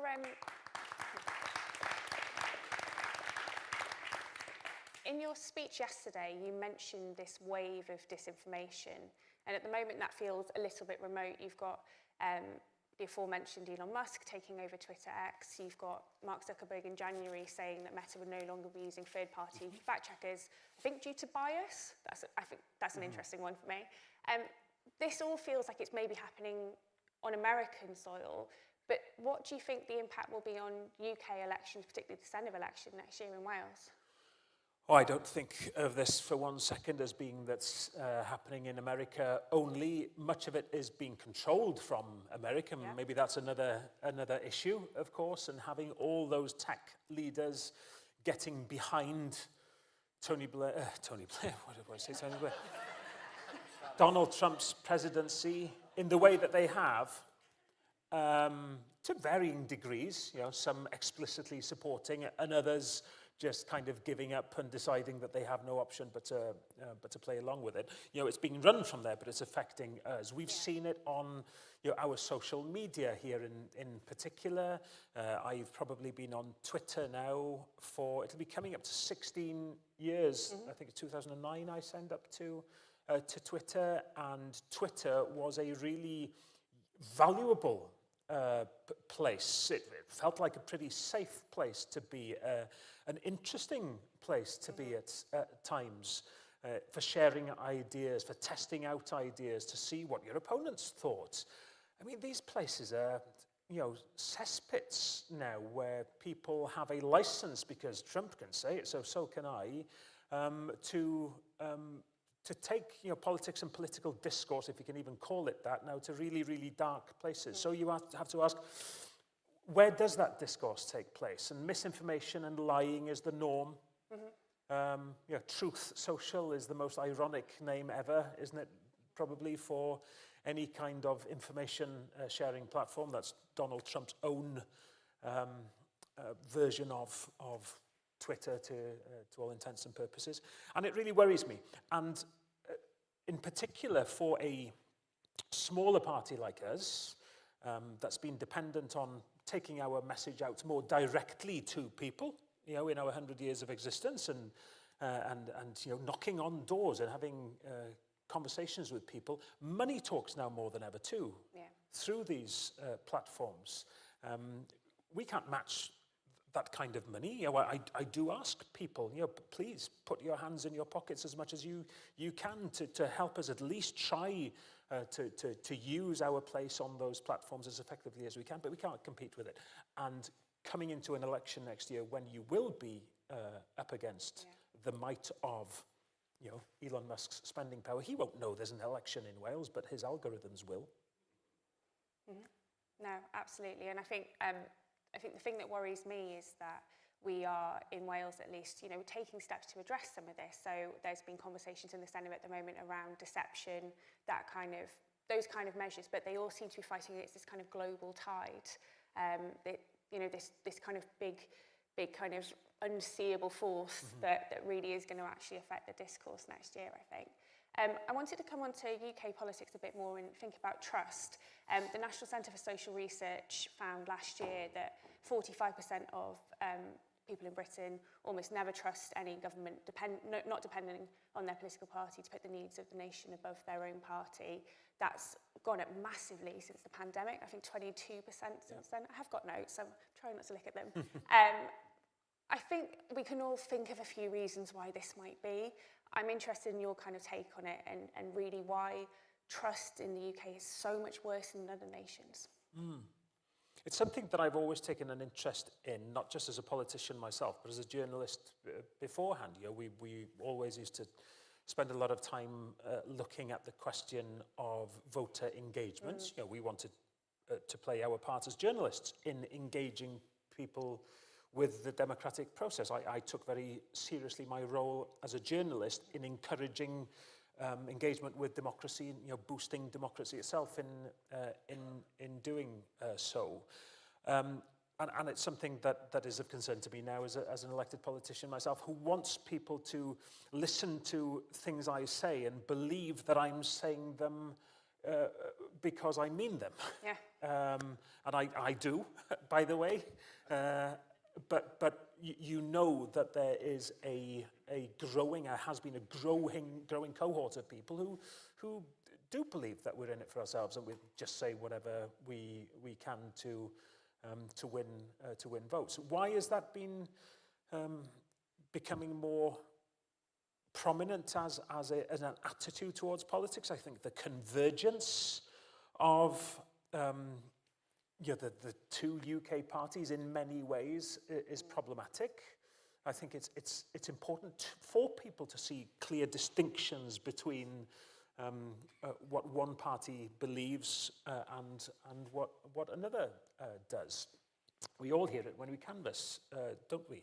Da ni'n curo ar ddrysau pobl, a mae pobl yn deud wrthyn ni, da chi gyd yr un fath. Does na ddim gwahaniaeth rhwngthoch chi fel pleitiau gwleidyddol, a mi na i drio siarad am pam y mod i yn credu'n wirioneddol bod yna wahaniaeth rhwng ymhlaid i a be mae pobl yn ei glywed gan bleidiau eraill. Wel, mae o'n broblem os ydy un blaid yn arwain austerity am flynyddoedd. Is it working? There's no translator there. No. There's no translator. Popped off quickly. I'll backtrack a little bit. What did I say? No, where you do have convergence, it's a problem. And we all knock on people's doors and they say, oh, you're all the same, every political party. And I don't believe every political party is the same. I believe my party, and on the question of Wales in particular, an ambition for our nation and the kind of nation that we want to build, I think there's a very distinct offer from Plaid Cymru. But where you have, years of austerity and one party saying, we're going to be the ones that stop the austerity, and then they come in and they offer more austerity, and there doesn't seem to be any difference between them. I think that undermines trust that, the old sort of blue versus red is what it was, that it serves people well, and it opens the door. I talked about this in my speech yesterday. It does open the door to forces on the right of politics who promise disruption, and at a time when an appetite has developed for disruption because they don't believe that the old ways of doing things work. But you mentioned the moves that have been led, and Adam's here on wanting to make it a legal duty on us to tell the truth. Sounds pretty fundamental to me. Let's do it as part of a suite of measures to build confidence in people that we are actually what we say we are. Yeah. Translation has returned. Thank you, Phil, our technical expert in the front here. Diolch o galon. Good timing. One thing that really worried me last year, and I'd be keen to know your thoughts on this too. The general election last June, turnout across the UK was down. Turnout in Wales was the worst of the UK nations. And that isn't a trend that's necessarily carried through previous elections. It feels like quite a new thing. Yep. Why do you think that is overall, and why do you think Wales is worse? Dwi ddim yn gwybod. Ynys Môn is my constituency. It's been one where there's been a very high turnout. I remember phoning the team in the cant in Llangefni on the night of the election last year and asked them, right, what's the turnout? I got this figure, 60%. And I said, quite confident, no, that's not right. Go back and check. What's the turnout? But no, it's 60%. It had gone down from 70 to 60% in one election. And we've seen turnouts going down, declining through the 90s and into the new millennium, with a slight increase and then the continued decline. Why? Well, convergence again, I think, is a problem. A lack of clear vision from the incoming government. I think that Plaid Cymru... We called it quite well in the election last year, where we could see that people wanted change. After 14 years of pretty awful governments led by the Conservatives, everybody needed a breather and everybody needed a change. And Labour were offering change. But I could tell, and I think we could all tell, that nobody was really convinced about what this change was going to be. So they got the change, and because of the quirk of the electoral system that the UK had, they got with that depressed vote and a smaller majority, a smaller turnout, a thumping, massive, big majority. If there was ever an argument that we have a broken electoral system in the UK, it was the election result last year. So people weren't convinced that there was change. And as it happens, I would like to think that it wasn't coincidental. Plaid Cymru was, I think, offering a clear message in the election last year. And hey presto, we got our best ever UK general election result. People want parties with values and with clear messaging and distinction. Being distinctive is important, and we are distinctive. We played a unique role in Welsh politics for 100 years, and not me personally, I was going to say, we plan to continue doing so for another century and beyond. Turnout, I think, is only one democratic indicator, right? It's only one kind of indicator of the health of our democracy.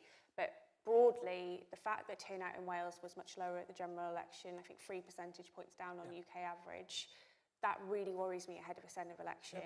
And I know that there's been lots of measures to kind of try and improve engagement. So we extended the franchise back in 2021 to 16 and 17-year-olds and foreign nationals. The Welsh Government is setting up a new voter information platform. There are pilots around automatic voter registration. Are you worried that these things kind of pick up the surface and that there is something fundamental going on in Wales?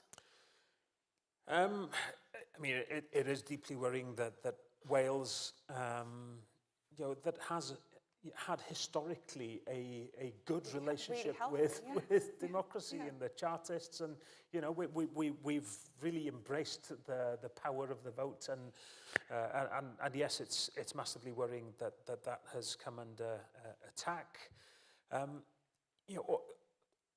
All I can say is that all of us in politics have to persuade people that it's worth their while to vote. It does not help when you've had one party controlling Welsh Government or leading Welsh Government for 26 years. I tell people, it's not normal. And I've just said in a podcast upstairs, when Plaid Cymru do have that breakthrough in leading Welsh Government, I don't expect that it will be forever and ever. Because that's not normal either. We have to be up to, being challenged and held accountable then when we, in a year's time, hopefully, do have that breakthrough in the Senedd election. But we have to persuade people that it's worth their while to opt for that change. And if they don't believe change is possible, they're less likely to engage with that political process. We have a new electoral system in Wales that we can talk about. It's not perfect. It's not the one that we would have chosen, but it is one where every vote matters and where Plaid will have to take the fight to, the electoral fight to every single community in Wales, because we will need support of everywhere, north, south, east and west, to maximise our chance of leading that change in Welsh Government from next year. We've got to prove to people and we've got to explain to them and we've got to persuade them that their vote actually does matter. And it's in values and it's in policies and it's in them understanding that they have a system that allows their votes to count. You've given me a nice segue there, talking about the Senedd and the changes to the electoral system. The word change used quite a lot there, and actually I think the Senedd election in 2026 will be one of change for many reasons, not just because of the potential outcome of that election, but because we are going into that election returning more members, so going up to 96 from the current 60. There is that different electoral system, there are different boundaries, there is still a new franchise. I don't think that really has rolled out to the effect we hoped for. There may or may not be automatic voter registration. My stress dream, honestly, at the moment is communicating this to voters. It's really keeping me up at night. How worried should we be about communicating all of this to voters? And how difficult is it for politicians who are going to be on the doorstep saying, actually you should vote for me, but there is a different system and you should bear this in mind? How difficult will that be for you? Dwi yn ei weld o fel... I see it as a challenge, rather than thinking of it as something difficult. It's a challenge because it's a change, and the opportunity to explain that change is a part of the opportunity to explain to people why they should vote for Plaid Cymru. I will try and excite people that this different way they vote in the next year will mean a different result, and a different party to Labour in government. So it's a challenge, but it's a challenge which I welcome, and there is a concern that I hear from people that they don't understand the new system.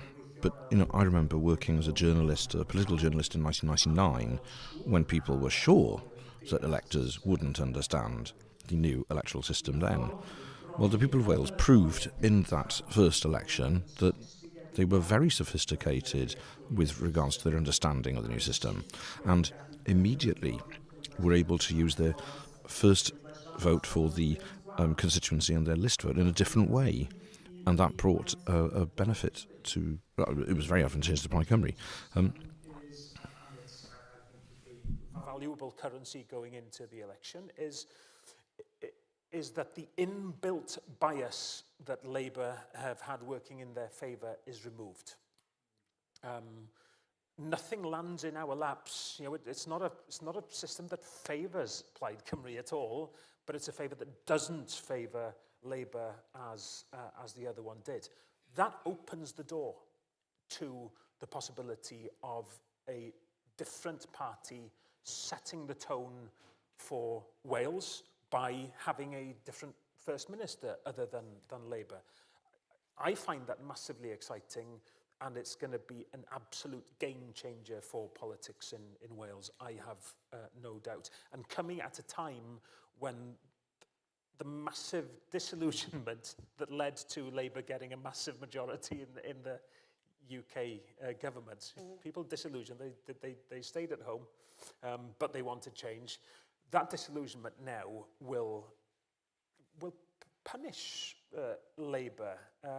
Richard Wyn-Jones has summed it up, as Professor Richard Wyn-Jones at the Wales Governance Centre at Cardiff University says that for the first time, Labour are paying the price of power. And that's something very important. It's something that's just a part of politics. You come into power, you take on that huge responsibility of coming into power, and yes, you have a chance of doing things that are popular, but you also do things inevitably that are questioned by people, and you would expect governments to pay the price for that. That hasn't been able to happen in Wales. Now it's happening. My favourite topic, the electoral system, let's come back to that. Obviously, the closed list system that will be used for next year's Senedd elections isn't Plaid's favourite system. No. That was very much part of a compromise, a deal between Labour. You've kind of mentioned the reality of we go into this election with closed list, this is the system we kind of have to operate in. Is that the system you think we should stick with, or do you think Plaid, as part of government, will advocate for a change? Yep, we have made it really, really clear that for good reason, because we needed this to happen. This is a system that's, it's defendable. It's a perfectly valid democratic system, and it allows for the proportionality of votes in Wales to be reflected in the makeup of the Senedd. That is a good thing. But given that we think there are better ways, we will absolutely try to instigate a change. There is going to be a review. The review is built into the legislation that enacted this change in the first place. Well, we want to use that review. It'll mean, though, of course, working cross-party. There's very good reason why one party can't just on its own agree unless it has, 3/4 of the members of the Senedd, which isn't going to happen. There's good reason why there has to be cross-party working on this, and our position is really clear. But there's a lot of misunderstanding about how the system works. People saying, we won't even know who's standing. People think that closed lists means secret list. Well, they don't. You know exactly who your next Senedd member will be. I often describe myself as having been elected from a closed list of one. It's not the people of Ynys Môn that chose me to be the Plaid Cymru candidate. It was Plaid Cymru that chose me to be the Plaid Cymru candidate in Ynys Môn on a list of one. So it's, we can explain why this is a perfectly valid democratic system, but I do think that there are other means where we can strengthen it. Yeah, absolutely. I mean, ERS's position has been one that really backs reform. I think we've, in the same way, kind of compromised on the closed list system. We're very critical of the fact that people won't be able to vote for individual candidates. Yeah. However, in theory, it should lead to at least as much proportionality as the current system. Yeah. So I think hopefully it is kind of being part of that process of democratic change, not that event, certainly. Another area of change that perhaps was very much talked about as part of the Senate reform package was around gender quotas and putting diversity measures in place, which hasn't happened. The Welsh Government introduced a bill. We did a load of work providing evidence on that, and then they dropped the bill. So, yes. Yeah, need to do that. But without that, there are no kind of statutory measures in place. We are expecting the Welsh Government to publish guidance a week Monday around diversity measures that parties should take, but it's all going to be kind of opting in by political parties. Plaid seem to be really leading the way on this. Other parties don't. I'd be really interested to know what Plaid's position is on this, and what would you say to other parties who are perhaps not taking this forward as strongly? On gender and diversity. And wider diversity too. I mean, we've taken a clear stand as a party that now is the time to really put into practice something that we've long supported the principle of and have taken some measures on, but now is the time to actually pursue what is just the right thing to do, which is make sure that women are properly represented in the Welsh Parliament. It's a fairly simple concept and a principle that I support. We've put a mechanism in place that I know will deliver a brilliant team of women and men Plaid Cymru Senedd members from May next year, and Labour took the hit going back 20 years or so now, and they did put mechanisms in place, and it caused all sorts of frictions within the Labour Party. I was a journalist working covering those stories at the time, but the result of the work that they did was to make sure that they had a group where there was much more equality. We're doing that now, and it's really important that we do, and it will become the normal way to think of electing people or choosing candidates. On diversity, again, we haven't been good enough, have we, across the political parties in Wales, and we looked at ways of putting legal, statutory, putting things on a statutory footing. We're ending up where we have guidelines. It is absolutely up to us as all political parties to make sure that we represent Wales in the best way possible. And yes, that does mean making sure that people with disabilities are able to play their part in politics. People from different ethnic backgrounds are able to play their part fully in politics. Extends, in my view, to making sure that people have different ages, represented in politics, so that new Senedd feels as if it reflects Wales, and that's what it's all about. And we should all be really proud that we are putting the Senedd now on that platform that will allow us to develop as a nation. This will be our national parliament, as an independent nation. That's the size of the parliament that we will want. And it is never going to be popular to increase the number of politicians. I know that. But this is the right thing to do, because I fundamentally believe that Wales should not be democratically shortchanged compared with other nations. And when you look at Scotland and Northern Ireland, they're the most obvious ones to compare with Wales. Wales is democratically served poorly by our parliament, which, remember, was set up with weaker powers and smaller numbers because of a lack of respect shown to Wales by the Westminster establishment at the time. We've taken the bull by the horns. We're doing this now because it's the right thing to do, not because it's the popular thing to do. Absolutely. I'm always struck by the fact, I've been campaigning for a larger Senedd for about 10 years now in different guises, and every time I have to argue about this with my parents, which I do on a regular basis, I just tell them about how small the Senedd is compared to our local authorities in Wales, and that always kind of makes people think, oh, hang on a minute, why do you have a council that's larger than a national parliament?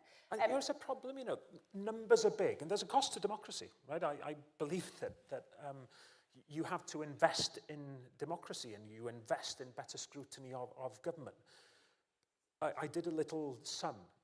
They're planning to spend on the building, the Houses of Parliament in London, something upwards of £20 billion. That would pay for strengthening Wales's democracy for more than 1,000 years. Right? 1,000 years, I think it's 1,200 years or something. That's what we're talking about. And yes, these numbers sound big, but that's the price of making sure that we are able to look after people in Wales through our democratic processes. You bring me very nicely onto my final question, and it's a really broad one. Your speech yesterday was kind of weaving in democratic themes throughout it. I'm really interested to know, kind of going into the next election, will democracy be that kind of big theme, the kind of big platform? Will it be weaved into your manifesto? Will it be weaved into your campaign? How does democracy fit within the future of Plaid Cymru? I hope you will feel a sense through our be it manifesto documents or certainly the messaging or the feel around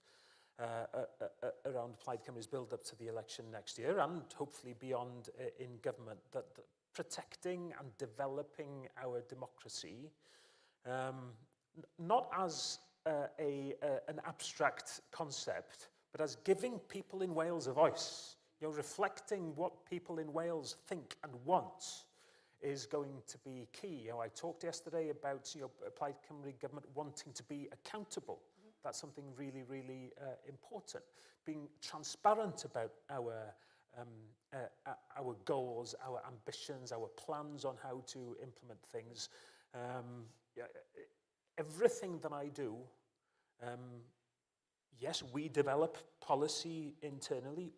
We work with some partners, many partners, stakeholders, but all of it is in partnership with the Welsh population. It all has to be. It's for them. It's not for us. It's for the people of Wales. And I want their voice to be represented in everything that we do. So Plaid Cymru Democracy Defenders going into the next election then? More than happy for you to use that title if you like.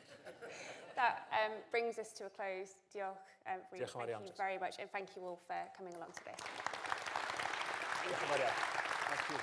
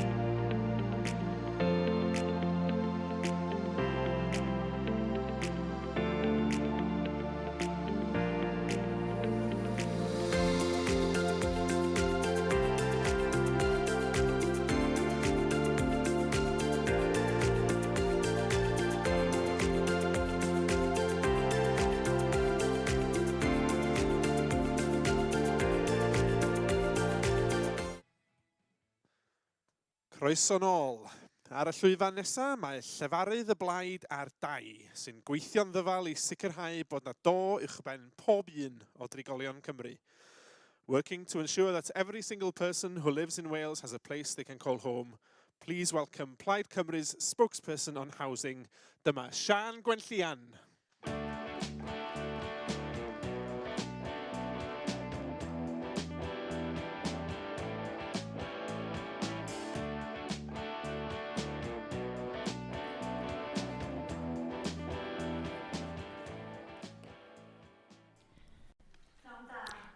Good afternoon, conference.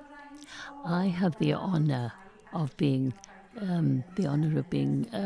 Plaid's spokesperson on housing and planning, and I'd like to share some of my vision with you today. Over the last few months, I've been working on specific policies to tackle the housing crisis, which affects thousands of people daily in Wales. And those policies will be announced over the next few months, ensuring that every person and every family has a warm, suitable home is core. Everyone should have the opportunity to have the roof over their heads and a comfortable home. This is part of Plaid Cymru's vision of a fair society. It's also core to the preventive agenda. We hear the need to move towards policies and agreements which give an emphasis on preventing problems rather than dealing with the results. And this is particularly true of housing. Ensuring a comfortable home for everyone is the natural and most important step. A warm, damp-free, mould-free home leads to fewer health problems and less pressures. And children who grow up in a suitable home are much more likely to take advantage of their education and go on to live fulfilling lives. It is a fact that so many have not a house, while others take advantage of having more than one house, is a clear sign of how unfair life is in Wales. But despite the value of preventive work, housing is not a priority for the Welsh Government. Only 4.9% of all the government budget is spent on housing. There's no vision, there's no strategy, and the action to tackle is abysmally slow. A Plaid Cymru government would give a clear focus on housing as a central part of the preventive vision, a central part of the public health agenda, and a core part of doing away with inequality. Everyone has the right to a home. Plaid Cymru believes in incorporating the right in Welsh law. What's more basic than the right to a house? This would give a clear focus on action. But friends, we need to do much more than creating a right, important though that is. We need more housing to house more people and on fair rents, and change the culture so that renting is a clear option, that people of all ages want to do it, as it is in many European countries. Our current housing stock is disappearing in some of the most beautiful areas of our country. Expensive second homes, empty for a large part of the year, but sending house prices far beyond the local people and empty out our communities. Too many homes are short-term holiday lets, which diminishes the housing stock as homes for local people.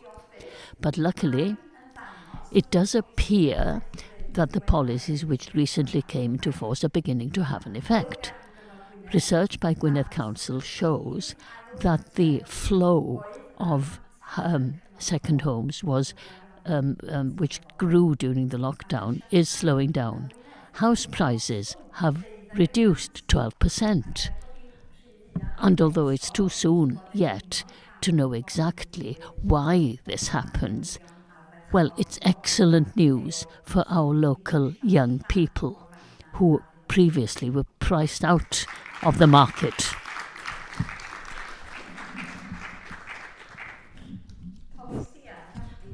Radical policies that Plaid Cymru has been advocating for years. This has, we insisted on action, and through the cooperation agreement, they were forced to implement policies. So I would like to congratulate Eryri National Park and Cyngor Gwynedd for leading the way in implementing these policies.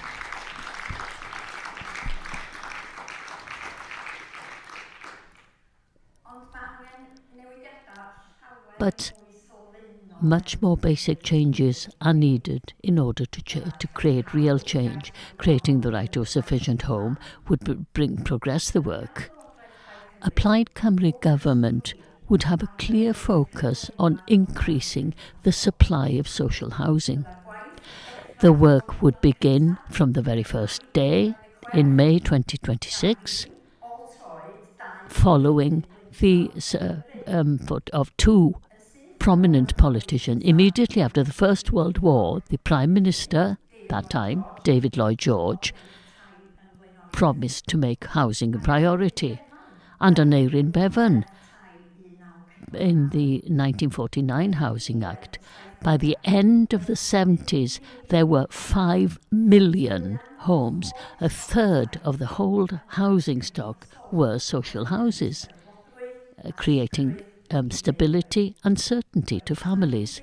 Social housing were an asset in the hands of the state. This was ruined and smashed by one who made great disservice to Wales, Margaret Thatcher, and the right to buy. The stock of social housing was halved.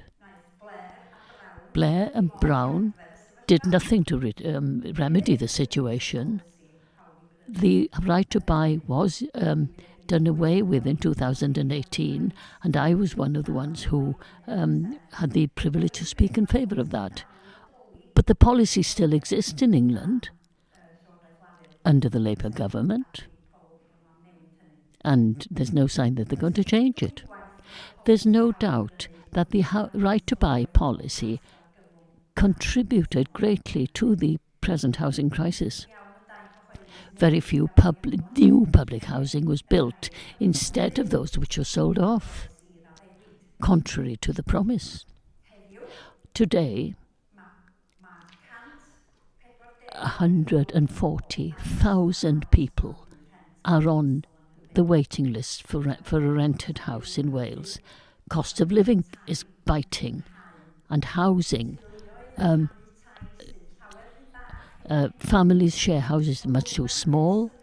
Young people move from sofa to sofa depending on the generosity of friends.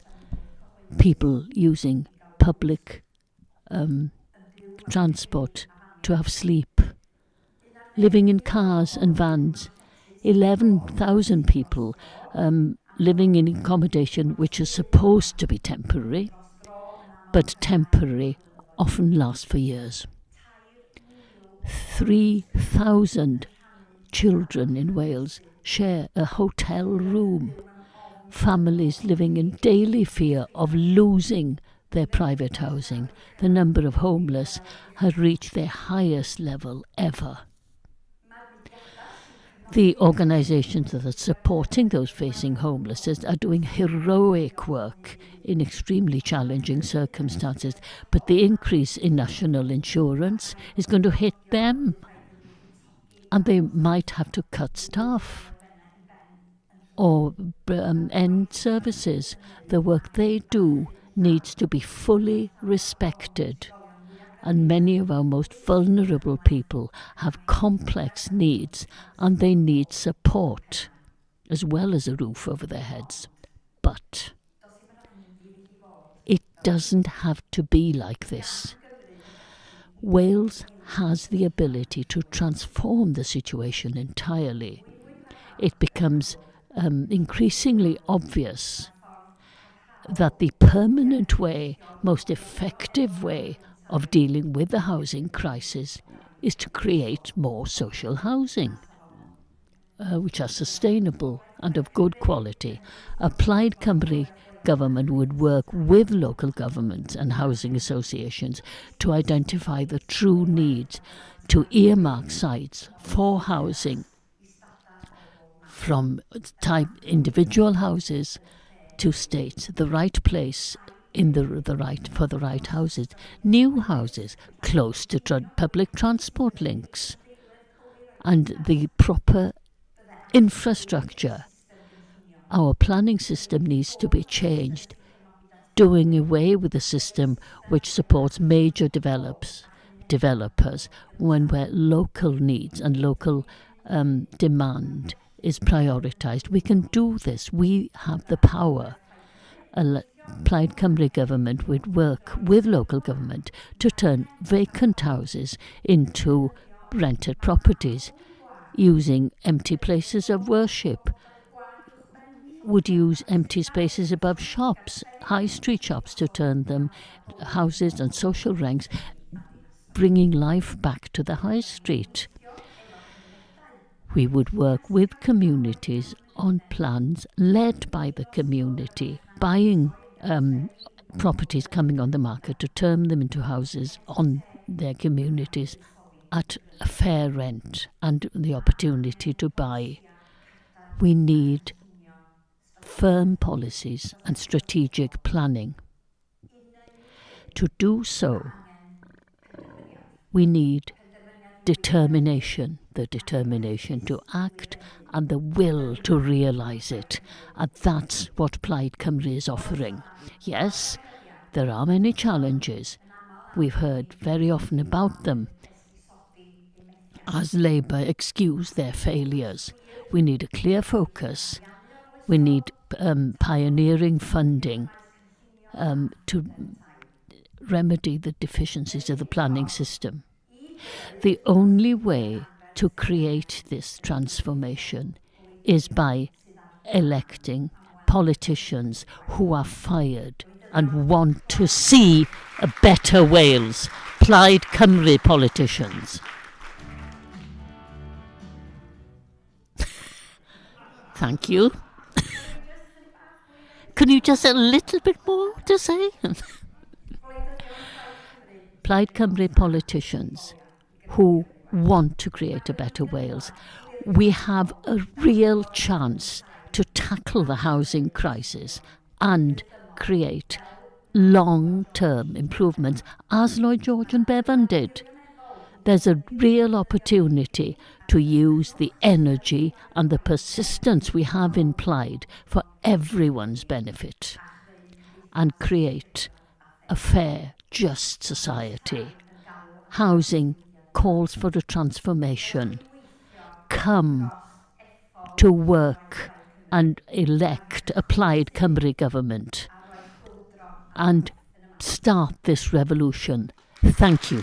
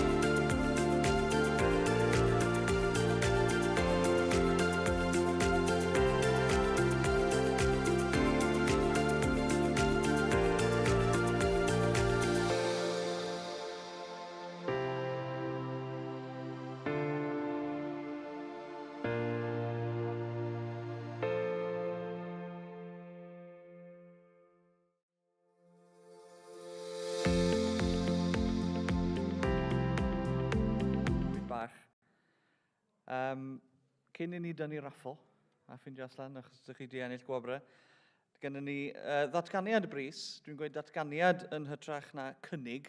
Fel ydych chi'n gwybod, dyn ni ddim yn gwneud cynigion yn y gynhadledd wanwyn, felly does na ddim gwelliannau ag ati. Ond mae yna gyfle i ni fynegu barn fel cynhadledd ar fater bris, ag wrth gwrs, yn ystod yr wythnos And of course, over this last week, the Labour government in Westminster has announced far-reaching plans to cut welfare benefits to some of the most vulnerable people in society. So may I introduce three speakers, beginning with Liz Saville-Roberts, please. Of course, today we're facing another attack on some of the most vulnerable people in society, and that's not from a Tory government.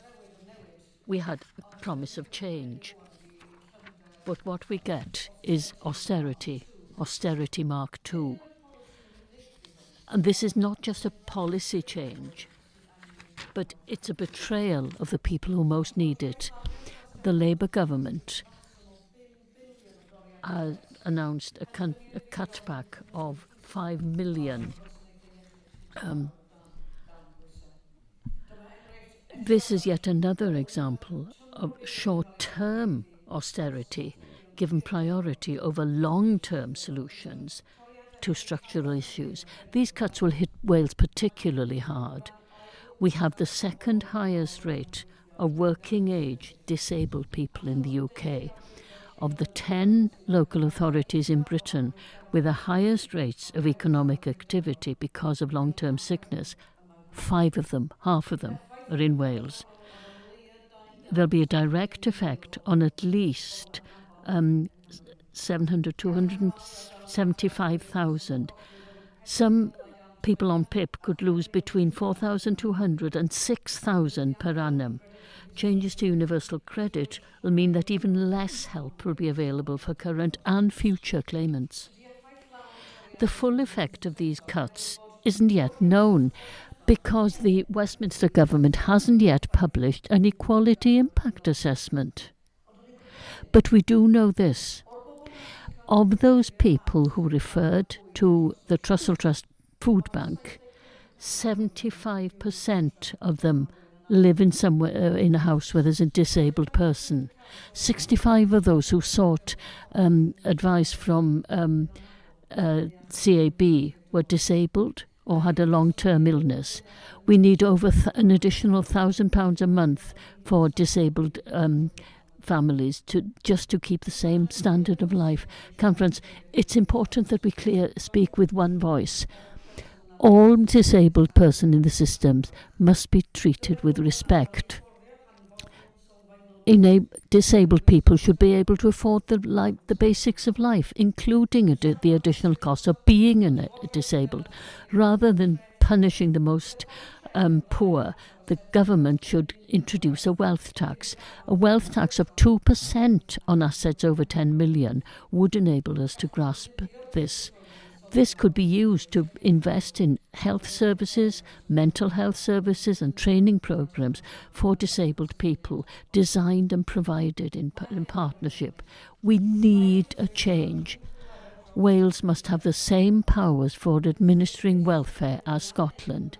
There should be a welfare system for Wales to provide a system which will grasp poverty and inequality.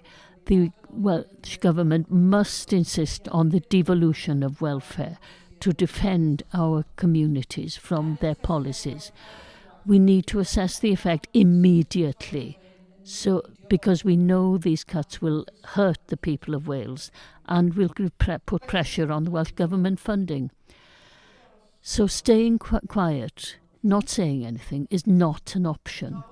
While the Labour Welsh Government stands aside, Plaid Cymru, we will stand for disabled people. We'll fight for those who most need our support. And let me say this clearly. These cruel cuts are not the answer.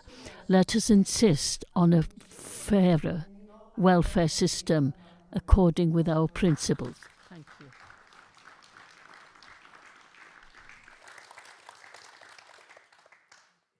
Diolch yn fawr, a gai wahodd... Can I ask a representative of Plaid Anabledd to speak? Wendy also. Of Plaid Anabledd and recently becoming a disabled person myself. It's from the heart that I speak to conference today. And it was only becoming disabled that I realised how broken the current system is in Westminster. And these cuts, these proposed cuts, are only going to make it worse. This is why I'm proud today to be here on stage with Liz and Sharon to fight the corner for disabled people and support this emergency statement. We must gain the same powers as Scotland over the welfare administration. We've got to protect our own vulnerable and disabled people. I'm lucky in a way. It took 8 months for the DWP to look at my application to get a hoist fitted in the boot of my car. 8 months I was waiting to get back into work. I had the support of my employer every step of the way. Helydd supported me, she was behind me, and she was there for me. Not everybody has a Helydd fighting their corner for them. We in Plaid Cymru have to take up the mantle for our vulnerable and our disabled people.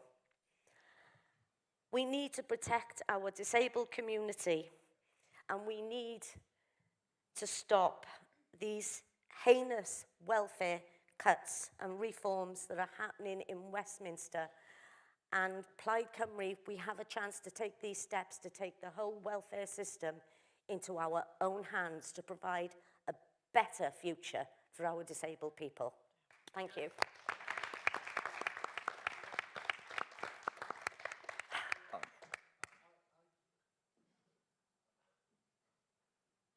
Mae Mark. Diolch yn fawr, Mark. Mae'n neis iawn gweld ti yma. Mae'n braf iawn gweld ti yma, Mark. Dyn ni wrth yn bodd i fod ti yma yn y gynhadledd efo ni. A diolch yn fawr i ti am ddod.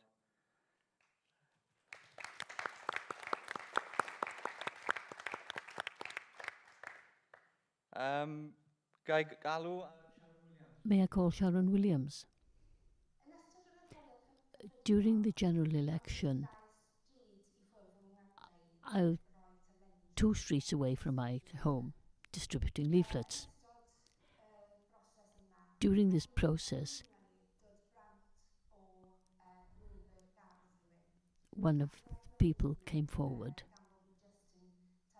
and I was just leafleting my patch.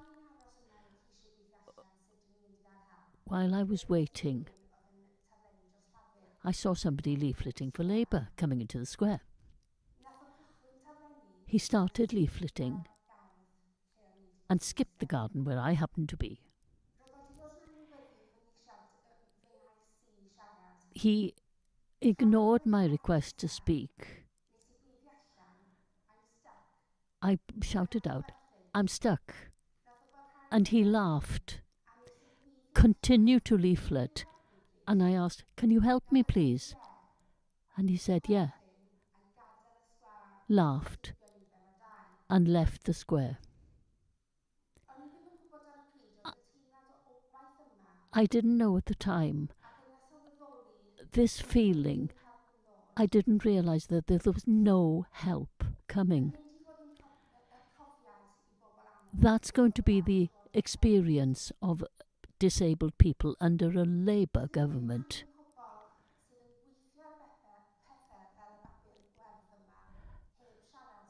We don't need people to make these decisions without speaking to disabled people. There's a number of things happening. Plaid has worked with Anabledd Plaid and have worked and talked with disabled people to make this statement. And it is important that we have people who listen to us because we want the right to live.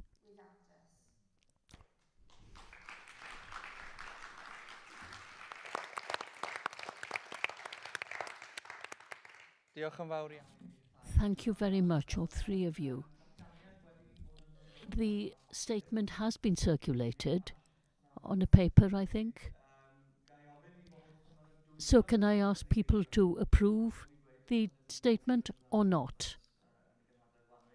As I say, we don't put motions forward, but could I ask you to approve, show your approval if you wish to? Anyone against? No. Thank you very much for passing this statement. We now move on to holding the draw for the raffle. And thank you very much for your contribution, all three of you. Thank you.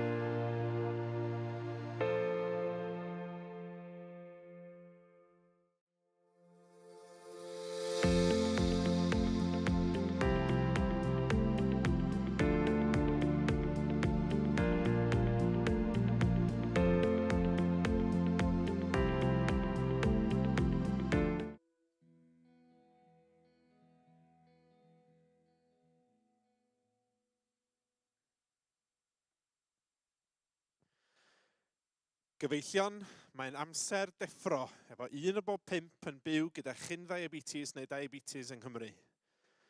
Nesa ar y llwyfan mae panel trafod ola'r gynhadledd dan nawdd caredig Diabetes UK Cymru. Next on stage, the wake-up call. 1 in 5 living with pre-diabetes or diabetes in Wales. This is our final discussion panel, sponsored kindly by Diabetes UK Cymru. Please welcome the panel on stage. Rhowch groeso i'r panel a'i cadeirydd Llunos Medi.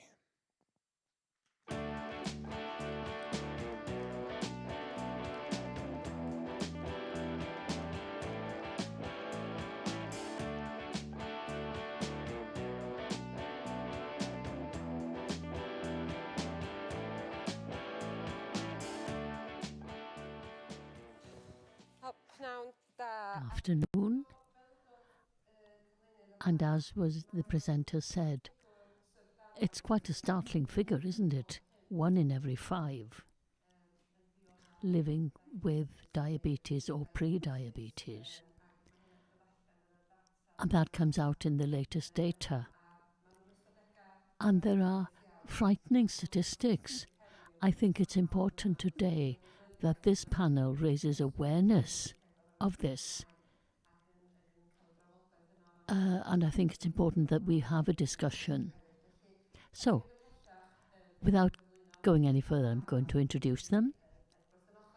Here, Dr. Graham Thomas, a GP in Denbigh, and is also interested in the diseases of the heart, and the doctor leading on this subject. Then we have Matthew Norman, who's Deputy Director of Diabetes UK. And at the end, you have, I always put him at the end, you know, because he likes speaking, Mabon Ap Gwynfor, who has the health portfolio in the Senedd. Thank you. I'm going to ask you to begin with about why you're interested in the subject and how you want to raise awareness. I will give you an opportunity to speak now and to close as well. So we'll be going with you, Graham. Good afternoon. Yes, I work my GP. I'm wearing my GP hat, but I have a wider interest. Diabetes is so important, but people who live with the condition know that they are likely to suffer diseases or conditions of the heart. And of course, as a health service, we've almost reached the limit of what is possible with healthcare. We feel that the system is almost at full capacity. It's timely, I think, that we should look at what leads to this and how we can turn the clock back, if you like, and step back. Every country in the world where there is data shows that this, that living is getting, we hope to be able to work, to be healthier, work easier. But even when Lesotho, where I work at the moment, the calories are getting cheaper across the world, so we're all getting heavier, fatter perhaps. It depends on where we live, cities, towns, etc. The modes of transport we use, and the foods available to us. And also how much exercise we believe we need to make. So it also relates to actually our biology. It literally shapes us. But we still have the same genes that our forefathers who meandered through the forests.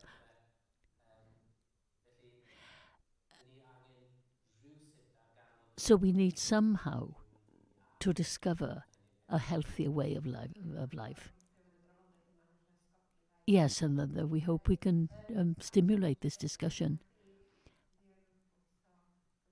Matthew, over to you. Thank you. The figure of 1 in 5.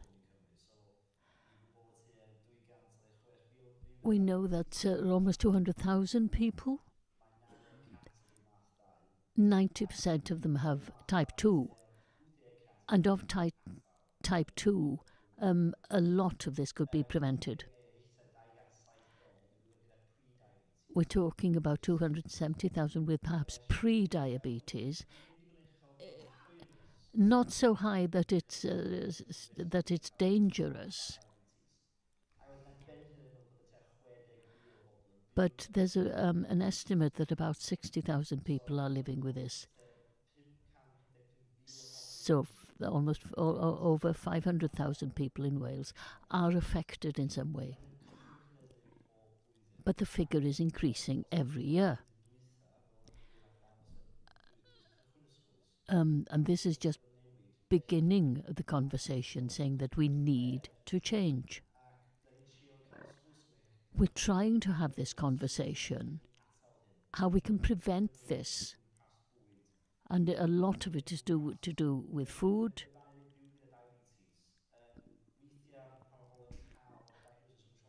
Sometimes people get diabetes for the first time and think, oh, I'm just a little, oh, I just need to cut down a bit, cut down on the cakes or something. But it's quite, it's a bit more than that, because you can actually die of diabetes. But if you don't untreat it, it can have serious consequences. You could lose a limb, you could lose your foot.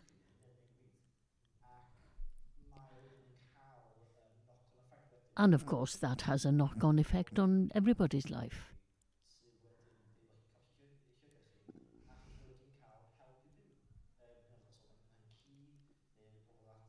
And then you can, you suffer in all spheres of your life.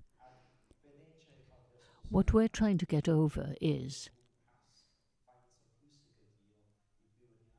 we want to stress how important it is to live a healthy life, eat healthily, exercise healthily. And there are hospitals in people in South Wales for the first time have seen children with these symptoms. It's increasing, and that must stop. And that needs to change entirely. We don't know. And we're quite scared of how this will increase in future. Mabon? In the world of business, people refer to Black Swan event, and Black Swan event is unusual. You can't prepare for it, and it's a shock. The Grey Rhino event is, if you can imagine, there's a huge grey rhinoceros charging down the road towards you. You can actually see that an animal. And what do? You stand in the middle of the road? No. Well, you're going to move out of the way, aren't you? And diabetes is a grey rhinoceros. You know about it. It's charging towards you. And if you pump money into the health service, you know it will affect people's quality of life. And people live with a poor quality of life. We know it's going to cost more to the NHS. So our question is, policy people, are you going to get this monster run towards you unchecked? Or are we going to do something about it? And so far, I don't see enough steps being taken. So we must prepare. And I hope we can begin this discussion. That's the call. We must do something. knowledge is king, so they say. Perhaps we start with the most basic things for all of us. What are the earliest signs? What should we be taking seriously as regards health signs? I'm not telling you to my bum for that. What should we be looking out for? The two major things are family history. If there is a family history of diabetes and symptoms, that's a good sign or a bad sign.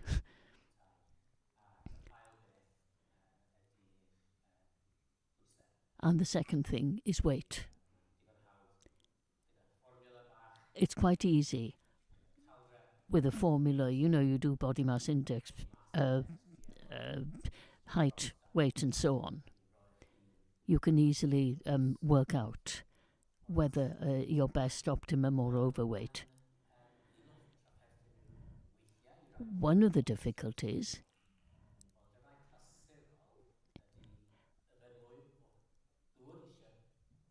one of the classical signs is thirst.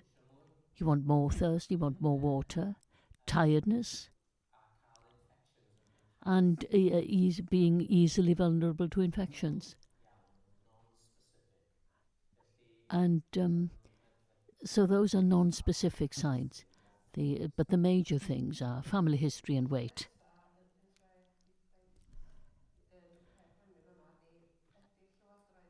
Well, the question we want to ask is, has the government sort of made the public aware of that? And so make sure that they are aware of these signs. And what should one do?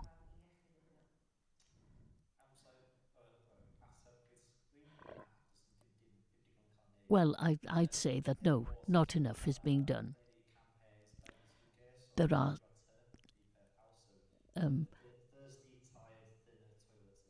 thirsty, tired in a toilet. Of course, there are different types of diabetes. What we want to see is this conversation starting at an early stage, in school preferably. Do you know how your body works?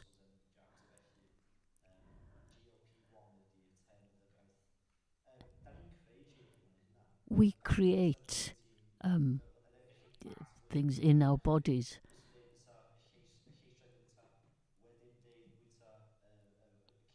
I'd say, okay, first eat vegetables, then meat, and then possibly cakes. You fill up quicker, and you don't feel such a desire. If you have to take more sweet food, you might sort of grow a sweet tooth. You know from Diabetes UK, if we see at an early stage, we know what to look for. We're talking about food in schools and our food systems. When you go to the shop, what are you going to buy? Well, you buy things that are cheaper, perhaps, but they would be processed, over-processed, perhaps. Chocolates, crisps, and so on. And you feel with money, you go into the shop with money and you see these bog-off deals. Oh, great, yes. But are you geared towards the healthier food, vegetables and so on? Your body, and if you tend towards these unhealthier foods, your body learns that. I think there's a debate in the Senate next week about the regulations as to how shops market and so on. If something is wrong, do you ban it or what? If you think about it, if you shop every day and eat crisps and so on,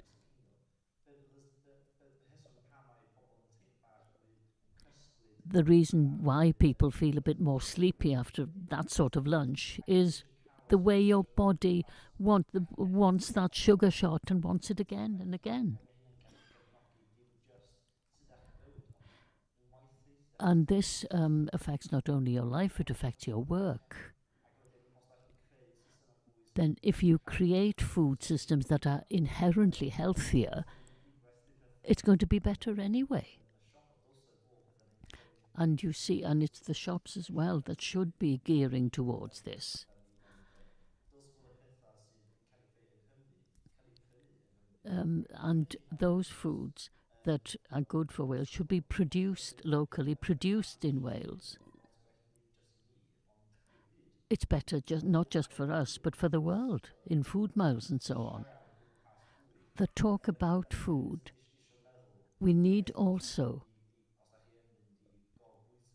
to talk about, if you're going to overeat, what will the future probably, are you banking up future problems?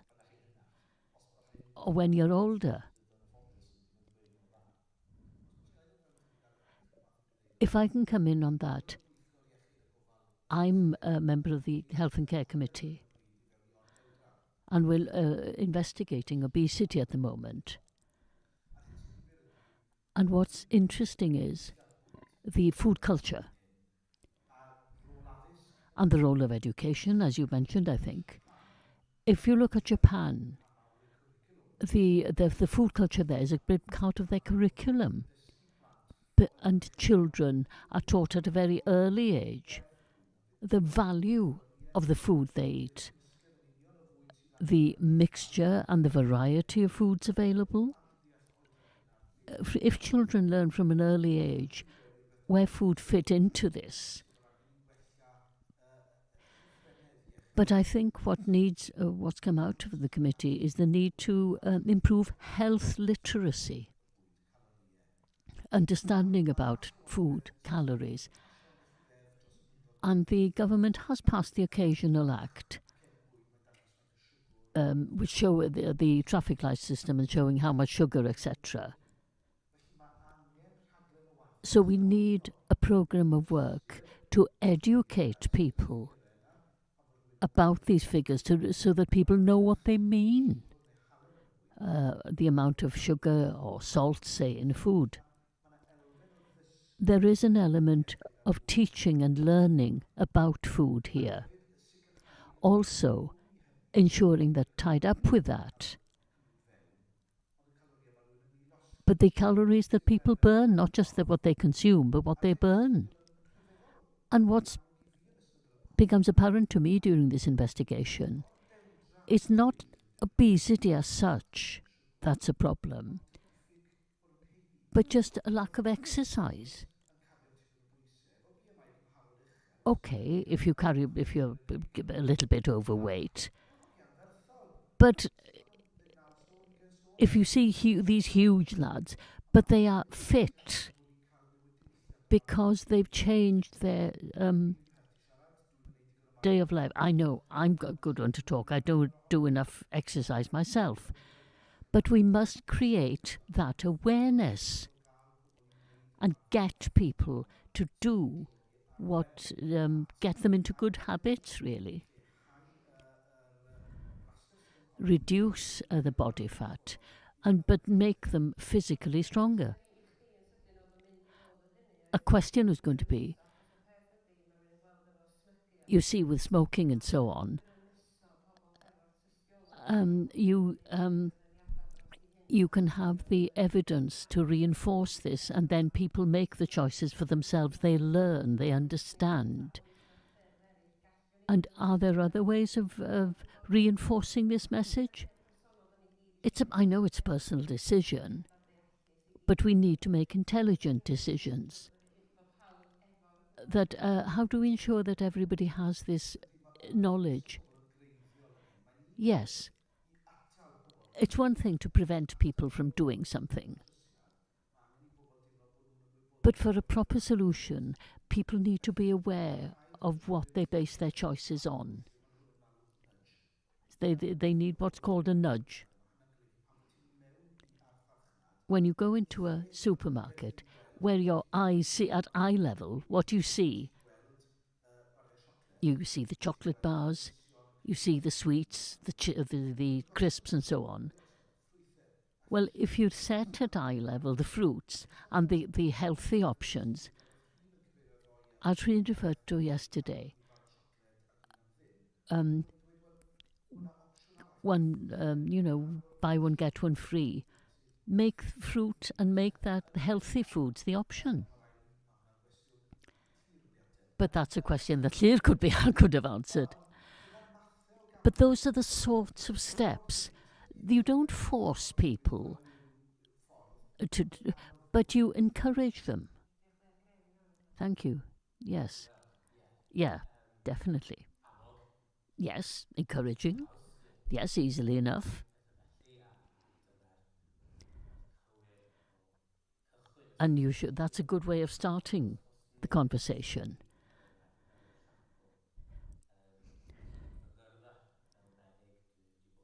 In my career as a doctor, I've been giving out advice and so on.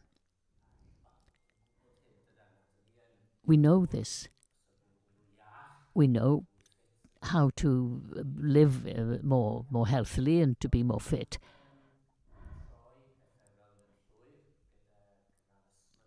But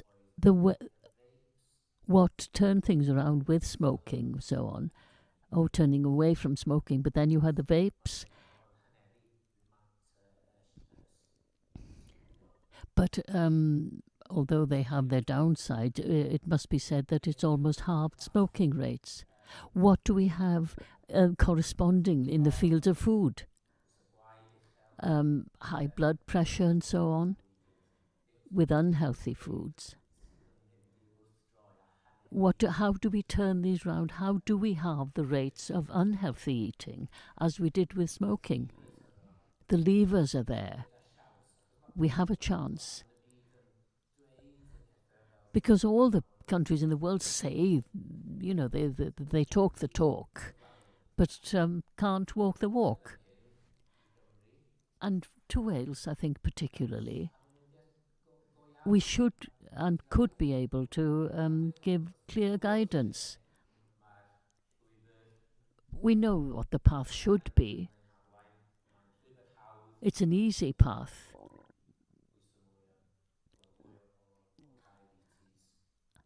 And if we go down the incorrect path, we will just see an increase in diabetes. It's quite a radical step to turn things around, but it can be done. I was going to ask next, what are the barriers to creating a more preventive service, to prevent us from reaching that situation where we're down the wrong path?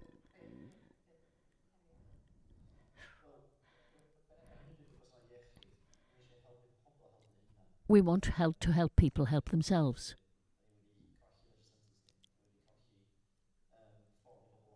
I think we've lost the way of helping people to help themselves.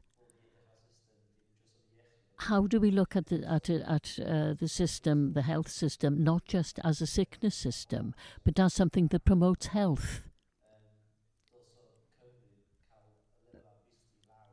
Wales should certainly bring down the obesity level. That's one thing.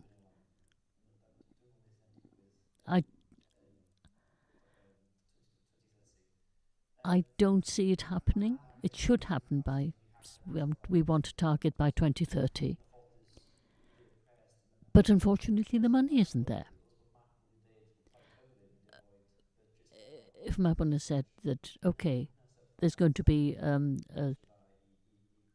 a level for Wales, and if we have a minister that says, yes, we will set targets, because they're not just health matters, there are cost implications.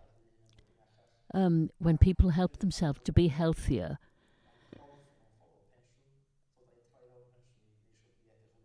there should be knock-on effects in other areas as well.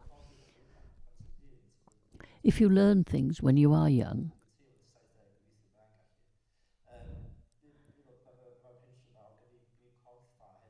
when we get older, we should be healthier anyway. And I know there are issues around food.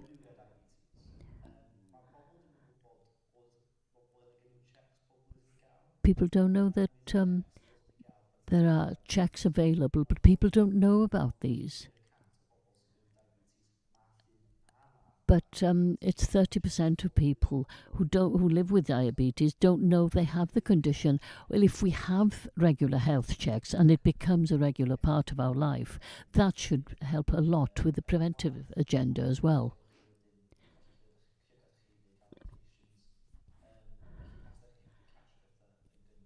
So if you catch the problem early, it's just these small steps that need to be taken. And of course, as I said before, I think technology is the key here. This is in the background here. And we can use the data we have to help, so that people help themselves. So it's something not just top down, but it's something that people themselves can do. If they have new symptoms, we should know we can catch them early. If we have the information before us, that will help us tremendously.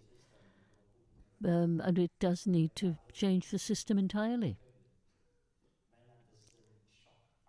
It's just a massive shock. There are a number of things you touch on there. Preventive steps. People not being aware of the services and checks available. But Mabon, is that something you want to see happening? Certainly, yes. Diabetes, like a lot of chronic conditions, are problems that can be prevented. There are things you can do with heart problems, cancer and so on. But the policy we're developing in Plaid Cymru at the moment, we would look to introduce somebody in the government who has the remit of looking at the whole preventive agenda. I know in Westminster, if you asked all the portfolio areas, how a 20% cut is going to look like? Fine, yes, they consider that. But a preventive minister in Wales would say, okay, if you're looking at culture and sport, if you cut 20% off the health prevention agenda, the preventive agenda, this is going to have a knock-on effect on the other portfolios. If you cut 20% of education, what's that going to do? So I would put that preventive element into all ministers' areas of work. So you don't look specifically at a preventive agenda just in healthy, but it needs to spread over all the areas. And that as a government and as a country is what we should be doing. Plaid Cymru would set these steps in train. And one thing that Matthew was talking about, technology. Technology has a great part to play here. It exists. We know that people go to different apps on their phones. It's possible to make better use of that. If you control the information that you have in those apps, and the clinicians and the therapists have input into this, it's information about life that people can find out for themselves. If you look at your devices here, that's going to enrich people's ability to look, okay, what do I look like? Oh, I need to do more exercise, etc. It's gamification is the term they use. People are sort of rewarded for doing things, which is fine. Eat more fruit, eat more and so on. By using the technology which prods you, nudges you to do that, you can encourage people to a healthier way of life. It's done in other countries, and it's something we can do here. It's not just the responsibility of the health service, is it? There's a personal responsibility involved here, isn't there?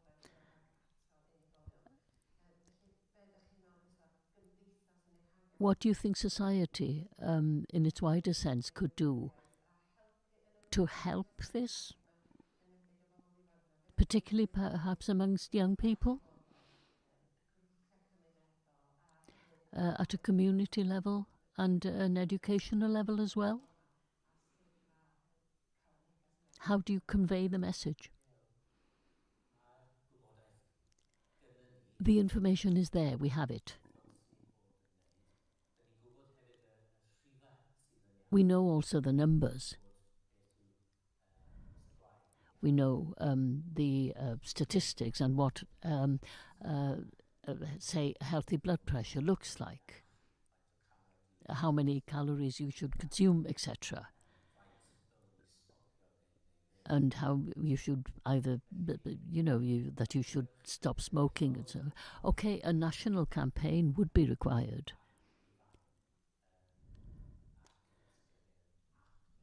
And if it's possible to do this through an app or something, fine. Schools have a role to play. Yes. They might have a role here as well. It's the numbers that are important.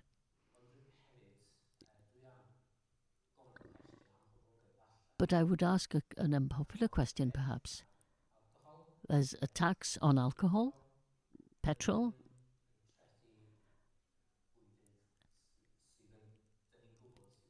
Do they? Is there consideration given to taxing foods which we know are unhealthy? It's not something perhaps that would be popular with politicians, I don't know.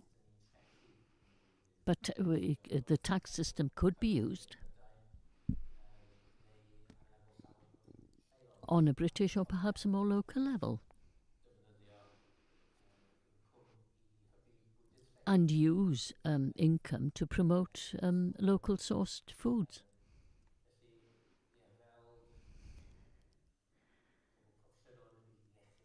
So yes, as people concerned with health, I would be more in favour of something like that. I don't foresee that these resources would be used. I don't know.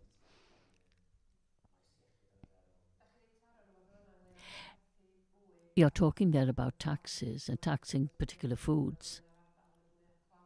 And of course, in some of the areas, the most deprived areas, they're the ones that have most difficulty in accessing healthy foods. And it's there very often that you see the worst effect of conditions like diabetes. Does that mean there'd be more pressure on those communities? Yes. You just think of, say, living in a small, remote rural village. A shop, you have a small shop perhaps, and if you have limited mobility, if you depend on a car, or if you can't depend on a car, and if you depend on scarce public transport, it's more difficult for you to make a journey to a shop to make regular shopping for healthy foods. And if you only can access processed foods and so on in your small local shop, that's what you're going to do. So yes, that must be taken into consideration as well. How people live, we need to look at that. What are the barriers to accessing healthy foods?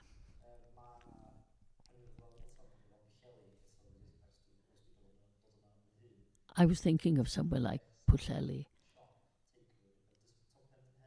You can think of perhaps about this, what you see on the high street, chip shops, curry houses, and you have somewhere with sort of 6 takeaways and hardly anywhere that sells sort of healthy foods.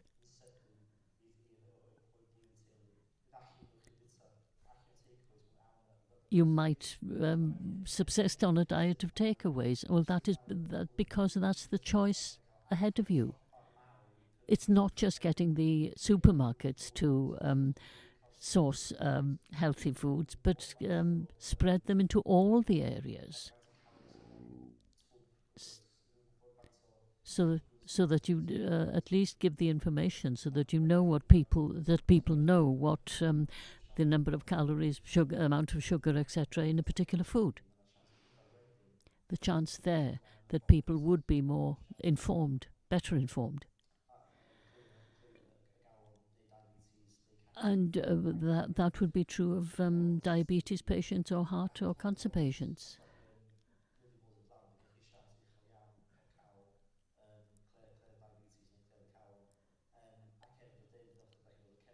Also, if you're more diverse background, you have a sort of a higher, you're more likely to suffer from particular conditions. We as a charity encourage talking to diverse communities and those who are more at a higher or particular risk. It's difficult sometimes to change patterns, but it's something that must be done. And there's a lot of work to be done around it. It's not just something for the health service. It's a system of talking to local communities. Is it easier for you to access supermarkets, or are you limited to the small local shops and so on? This question comes to the root of the discussion. I'm the spokesperson on health, and it's great that we are holding this, but we're talking about education as well. Education is core to this. So we need clear to talk about the sourcing food and so on. And another spokesperson, and has given excellent answers, is on the economy.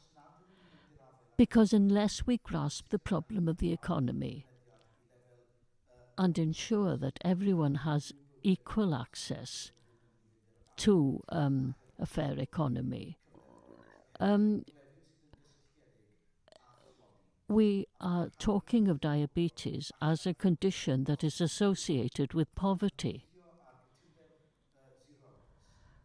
If people work on 0 hours contracts,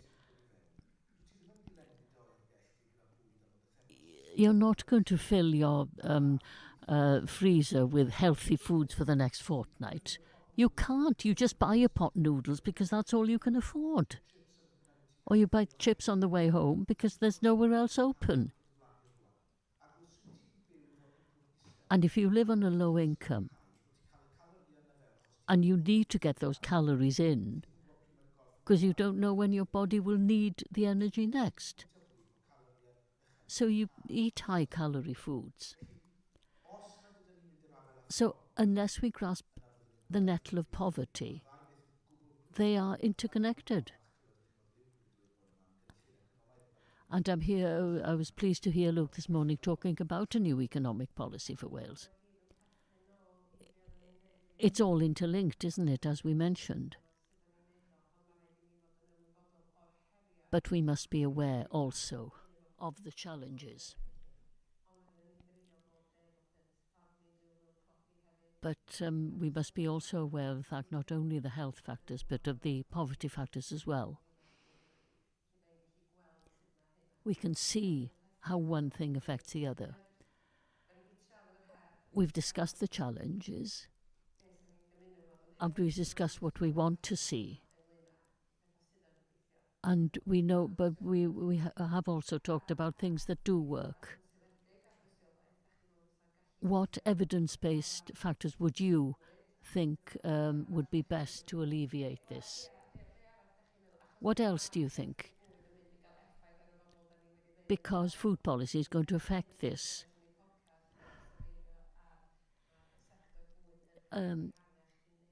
It's a wider challenge than merely food. It's an economic challenge as well, isn't it?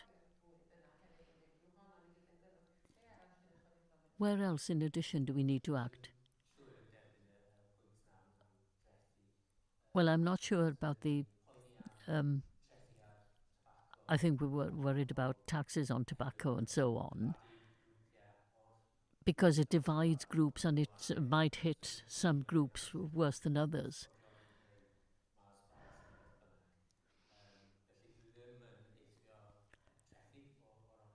So I'm thinking of taxes as an option, but it can have an adverse effect as well.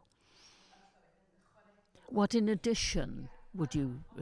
What steps in addition would you take? We are at one of those points. In Wales, by 2029, we will have about 35% of the people will be in poverty, and we need to take steps to avert that. But at the options that drive the solutions, so that we don't fall into this trap of being one of the bad statistics. Well, in poor communities, we know that they're at the highest risk. And one of the most important things is the access to play spaces, open spaces. So if I could change one thing, that would be access to open spaces, play spaces and so on. And as a doctor, I think the best thing that individuals could do to bring down cholesterol, blood pressure, etc.,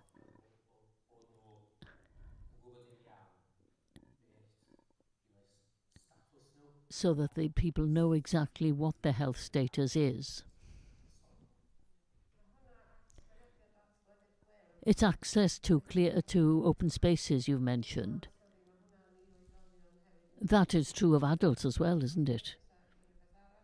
Anything else that you would add? Yes, there's a lot of things you can do to prevent diabetes. There are steps we're taking. They're not sufficient at the moment. But we look at good practice in places like Scotland.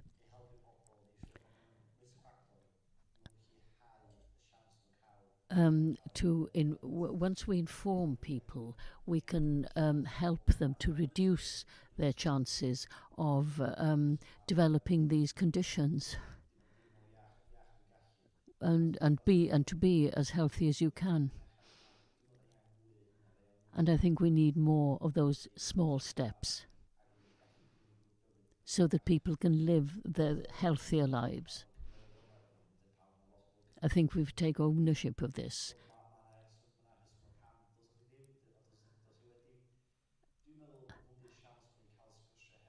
I think it's important that we continue having these conversations.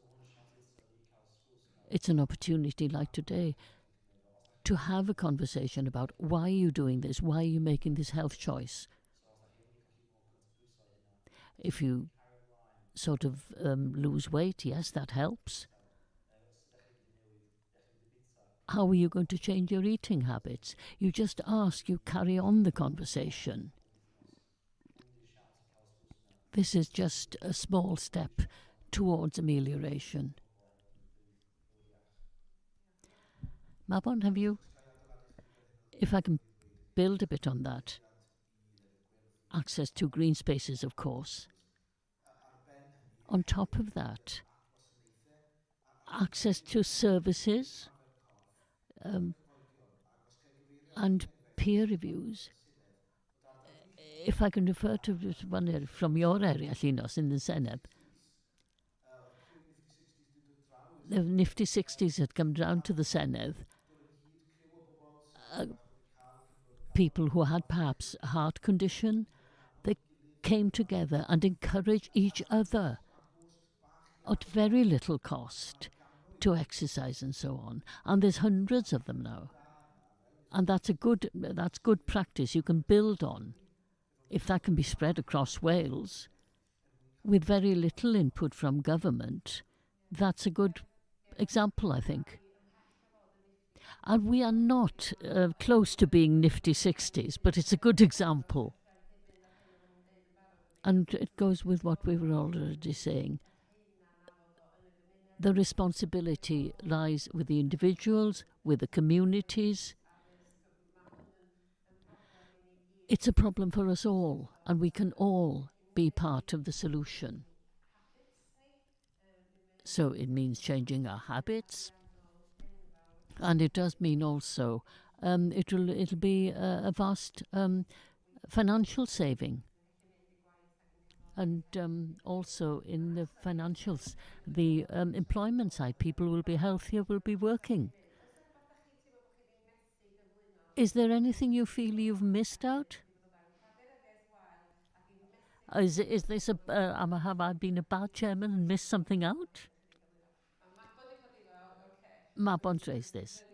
Okay. Graham mentioned taxes. And it was Plaid Cymru who put forward the idea of a sugar tax on sugary drinks. It became a Westminster policy.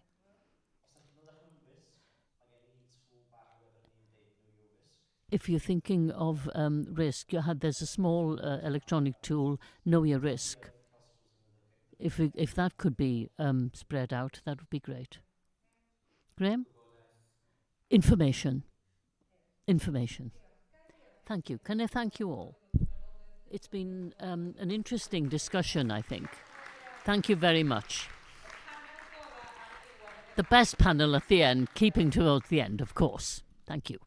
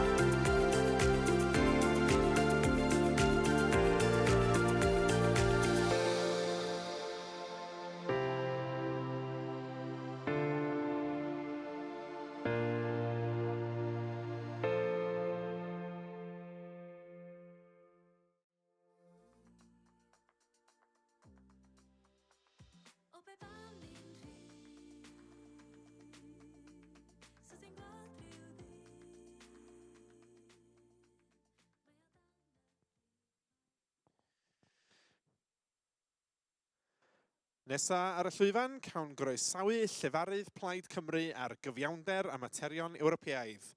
Please welcome to the stage Plaid Cymru's spokesperson for Justice and European Affairs, Adam Price.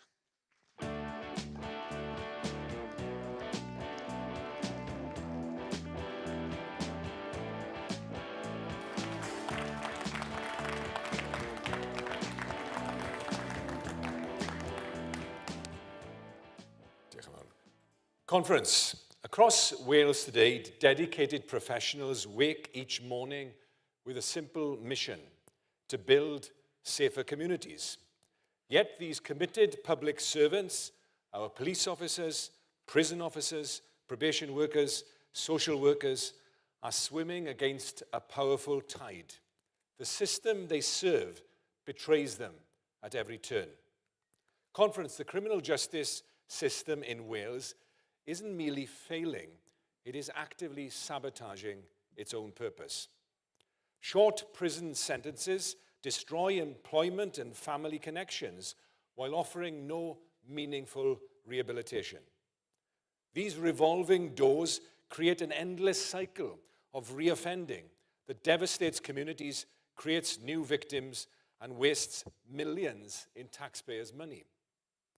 Anyone who spent time in our courts or visited our prisons knows the truth. We see the same faces return again and again, caught in a system that punishes but rarely rehabilitates. Our prisons aren't just buildings. They're pressure cookers of human despair and dysfunction. Overcrowded, understaffed, underfunded. When that pressure releases, when inmates return to our streets without skills, support, or stability, we all feel the explosion.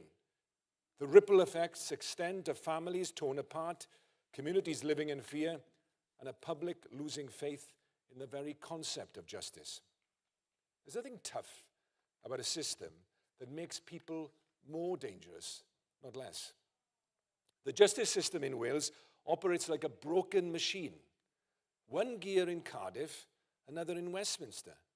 The gears don't mesh, they grind, they break. Nothing works as it should. Our criminal justice landscape has become a bewildering labyrinth of divided responsibilities, with agencies heroically attempting to collaborate while hobbled by limited authority, inadequate funding, and conflicting priorities. Consider the absurdity of our current arrangement. Mental health provision devolved to Wales. Mental health support in prisons dictated by Whitehall. Drug treatment policy devolved to Wales. Drug courts and sentencing controlled by Westminster. Youth services devolved to Wales. Youth justice reserved at Westminster. This isn't just inefficient, it's irrational. The Thomas Commission recognized this fundamental problem, pointing to the fragmented governance that undermines our ability to create a coherent, effective justice system that works for Wales. We cannot ignore the profound human consequences when the system fails. Nadine Marshall's story underscores the tragedy with heartbreaking clarity. Her son Connor was brutally murdered by an offender under probation supervision, an offender whose risks weren't properly managed due to systemic failings. This wasn't just an isolated tragedy, but a symptom of a broken system. Nadine's experience starkly highlights what's at stake. This isn't about abstract policy debates or theoretical governance models. It's about preventing needless tragedies and protecting Welsh communities from harm that could be avoided with proper oversight and Welsh-focused solutions. What Wales needs is a fundamentally different approach, one built on 3 pillars: a Scandinavian-style youth justice system, a rehabilitation-focused probation service, and a national crime prevention agency. These 3 elements working together can transform our broken system into one that truly delivers justice, rehabilitation, and safer communities. Sut allwn ni drawsnewid system sydd Will mor... we transform a system that is so fundamentally broken? Well, the answer's clear. Bring justice home to Wales. Devolving justice would give us the opportunity to change and bring change into our hands in Wales. Our laws, our courts, and our probation services, and our prisons, and our priorities and values. So what would this mean? A system where housing, care, mental health and youth services work hand in hand in perfect tandem, not this current jigsaw puzzle with pieces spread between Westminster and the Welsh Senedd, pieces that are never going to fit properly together. Devolving would give us the opportunity to create a justice system for Wales that would give us a basis for our own values and principles and needs. And let's be clear about this. There's nothing soft about insisting on outcomes. There's nothing soft about policies that are based on evidence. There's nothing soft about creating fewer victims. The truly soft method is adhering to failed policies that sound hard but actually achieve weak results. The truly soft method is to accept reoffending rates that have not moved for decades. And although full devolution is our aim, and of course independence is our aim in the end, we now have a chance to at least enact the first essential step of this with restricted powers promised to Wales on at least youth services, and this will give us a chance to show what Welsh justice can achieve. Let me outline 3 priorities that will define Cymru's approach to building a safer, fairer Wales through the powers we've been promised. Our first priority is creating a Scandinavian-style youth justice system that breaks the cycle of offending before it becomes entrenched. Because if we truly want to change Wales, we must begin with our youth. Each child swept into the criminal justice system represents both a personal tragedy and a policy failure. Those working with young offenders know the pattern all too well. Vulnerable young people are disproportionately represented in our youth justice system. The current approach prioritizes punishment over prevention, process over people. We propose transforming it using Scandinavian principles of prevention and rehabilitation. Countries like Norway and Finland have shown that focusing on education and rehabilitation rather than punishment leads to fewer young people reoffending and more successfully reintegrates them into society. Our model will identify vulnerable young people early, not to label them, but to lift them up. We'll unite schools, healthcare, and social services to wrap support around children before problems escalate into crimes. By addressing adverse childhood experiences and providing meaningful intervention at the first signs of trouble, we can divert young people from the criminal justice system altogether. When custody is necessary, it must occur in small therapeutic environments that heal rather than harm. No Welsh child should be processed as an adult criminal. Every Welsh child deserves genuine rehabilitation and a second chance at building a productive life.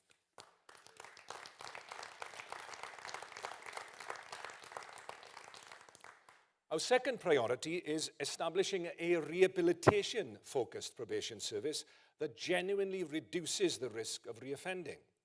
Thousands of people are under probation supervision in Wales today.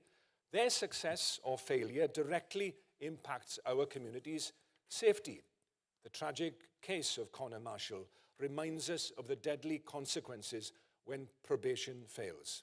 His murder by an offender under supervision demonstrates why probation cannot remain the forgotten pillar of criminal justice. Each probation failure represents a preventable tragedy waiting to happen. The current system has become fragmented and overlooked despite its critical role in community safety. The privatisation experiment with probation services failed so badly it had to be reversed, a costly lesson in what happens when we treat public safety as profit centre, not public service. We will establish a Welsh-led probation service with manageable caseloads, intensive supervision, and person-centred approaches that address the real barriers to rehabilitation, whether mental health, addiction, or housing insecurity. Our probation officers will have the time, training, and resources to build meaningful relationships with those they supervise and intervene before risks escalate. Imagine an offender being released not into uncertainty, but into coordinated support, with housing secured, mental health treatment arranged, and employment opportunities identified. That's not just better for them, it's better for all of us. It's the difference between creating a productive citizen and perpetuating a cycle of crime. Our third priority is creating a national crime prevention agency.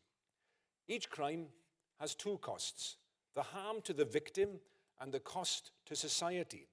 Both are preventable. Prevention is more effective than reaction, more humane than punishment, more economical than imprisonment. Yet our current system invests almost everything at the wrong end, after crimes occur, after harm is done, after lives are damaged. We've built an expensive system focused on consequences rather than causes. Right here in Wales, Dr. Jonathan Shepherd pioneered the Cardiff Violence Prevention Model, now replicated across the world. He was a dental surgeon, frustrated at having to try to repair the jaws of young people injured in bars. He developed an approach that used data from A&E departments to identify violence hotspots and then built targeted interventions from that knowledge. This Welsh innovation has significantly reduced violent incidents in and around Cardiff and around the world by addressing problems at their source. This is the essence of the public health approach to violence, treating violence like an epidemic that can be prevented, not an inevitable fact of life. The Welsh Violence Prevention Unit has built on this foundation, proving that violence isn't inevitable, it's preventable when we take the right approach. Our National Crime Prevention Agency will expand these evidence-based Welsh solutions to all forms of crime. Police and health services, schools and social workers, housing providers and community groups, all working together, all sharing information, all focused on prevention. This agency won't dictate from Cardiff Bay.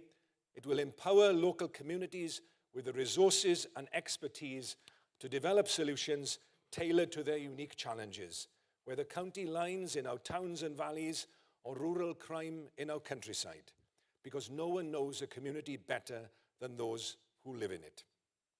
The vision I've outlined today is ambitious but achievable. It requires courage. It demands persistence. It needs a Plaid Cymru government to deliver it. Through our three key initiatives, a Scandinavian-style youth justice system, a rehabilitation-focused probation service, and a national crime prevention agency for Wales, we can create a Wales where justice truly serves its purpose. Imagine the Wales we can create together. A Wales where troubled young people find support instead of stigma, where they build skills, not criminal records, where they contribute to communities rather than harming them. A Wales where probation means genuine change, where the revolving prison door finally stops spinning. A Wales where we prevent crime before it happens, where we address causes, not just symptoms, where we coordinate resources to create safer communities from the ground up. This Wales isn't just possible, it's within our reach. It's the Wales our children deserve, it's the Wales our communities need, and it's the Wales that Plaid Cymru will work to create in the Senedd, in Westminster, and in every town, village and city across our nation. The justice system Wales deserves won't come from Westminster. It will come from Wales, from Welsh values, from Welsh communities, from Welsh determination to create something better. The time for change is now, and we in Plaid Cymru will deliver it together with the people of Wales. Diolch yn fawr.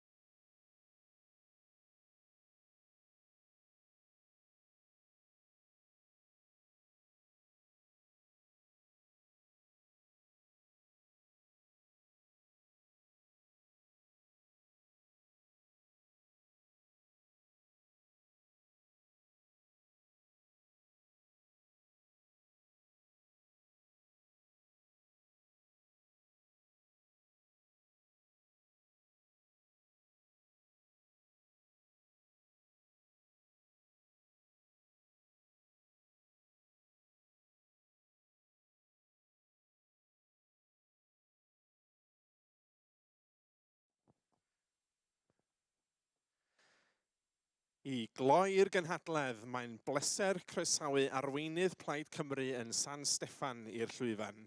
It's a pleasure to introduce our leader in Westminster to close conference for us this year. Please give her a warm welcome. Rhowch groeso cynnes iawn I Liz Saville-Roberts.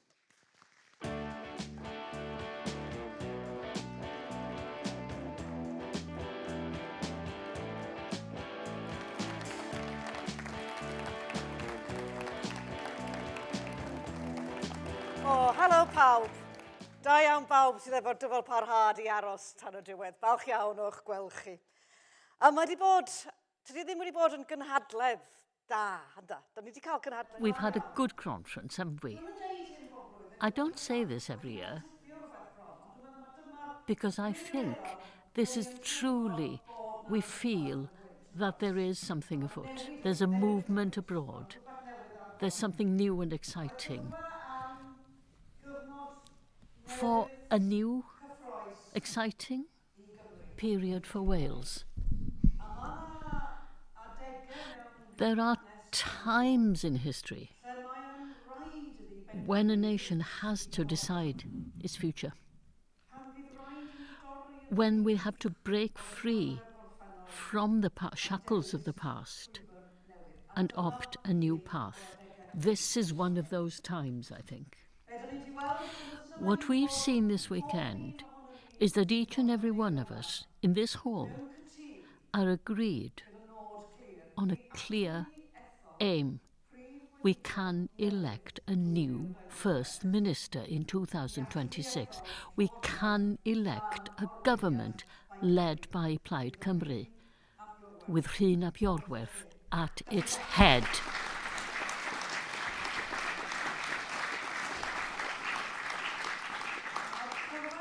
It's all in our hands.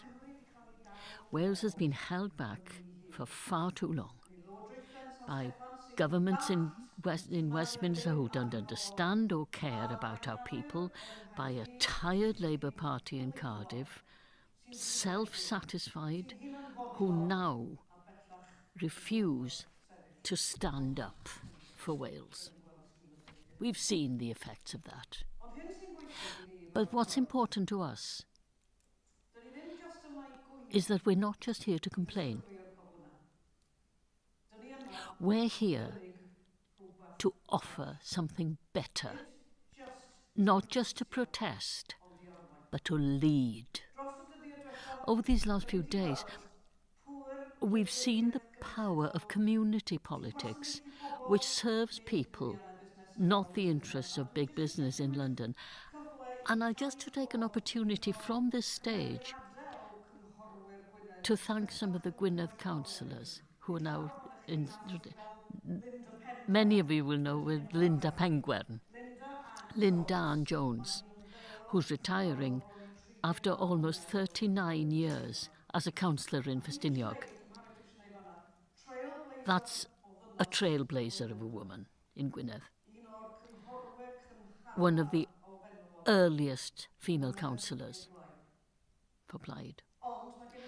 But we now have in Gwynedd a council led for the first time by Nia Jeffries, the first woman leader of Gwynedd.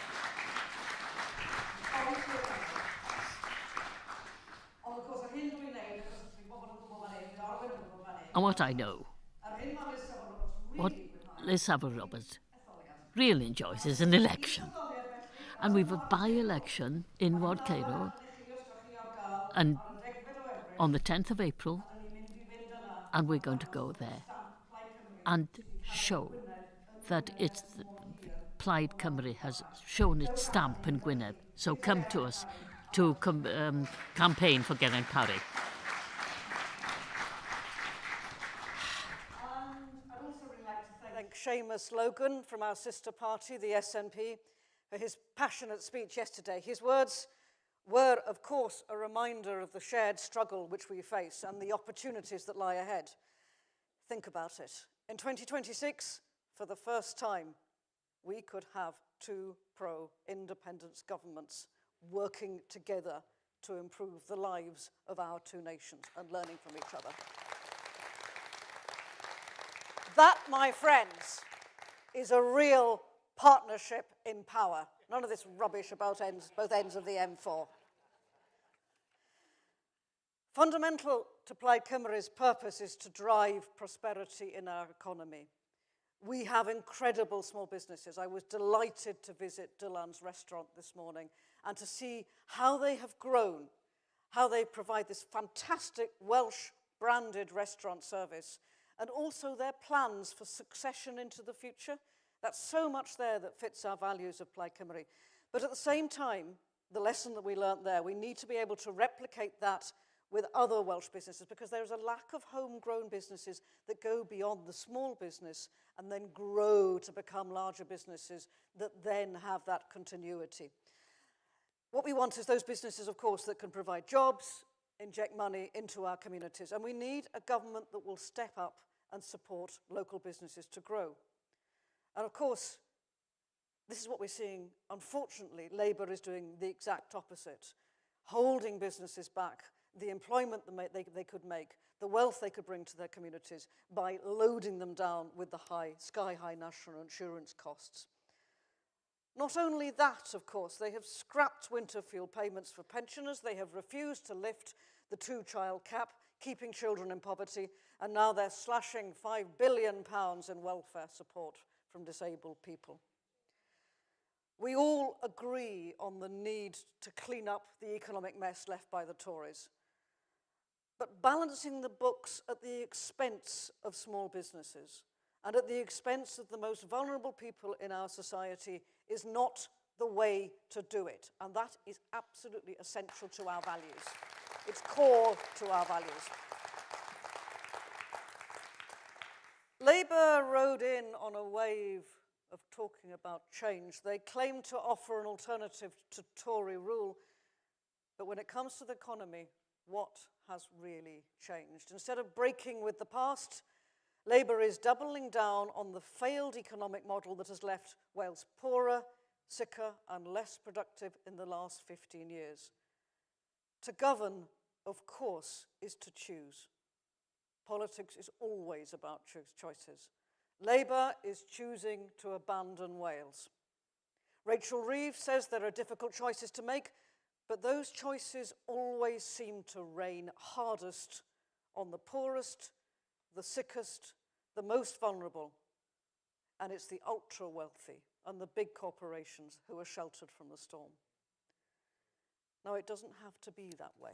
There are other choices. Instead of hiking national insurances for small businesses, they could close tax loopholes that allow City of London lawyers to pay less tax than Welsh shopkeepers. Instead of making it harder for those who are ill to access the support they need, they could clamp down on corporate tax evasion that costs billions every year.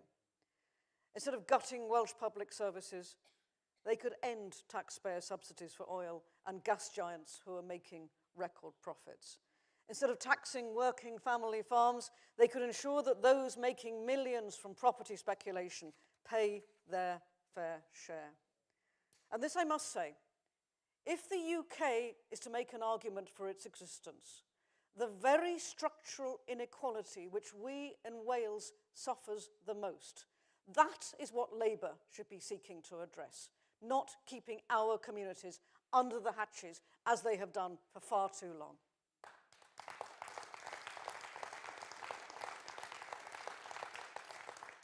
But these, as you know, conference, as you know well, these are the choices that Plaid Cymru is prepared to make. The choices that put Wales first.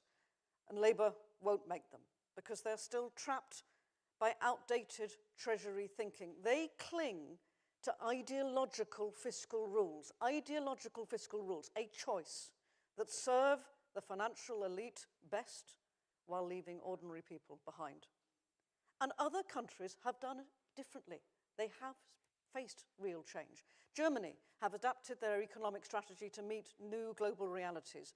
Labour, of all people, should be doing the same. Because make no mistake, the world is changing. Trump is wreaking havoc again, pushing reckless tariffs and threatening our industries. International law and human rights are being scorned with impunity in Gaza, and we are seeing horrific sights unfolding once again there. The war in Ukraine rages on, and Labour's failure to invest in our future in these new circumstances leave us dangerously exposed. Next week's spring statement will be a gloomy affair with little thought given to our nation's future. Plaid Cymru, as we always do, we will be there to hold them to account. We will be there to oppose this new wave of Labour-branded austerity, and we will fight for the investment our nation deserves.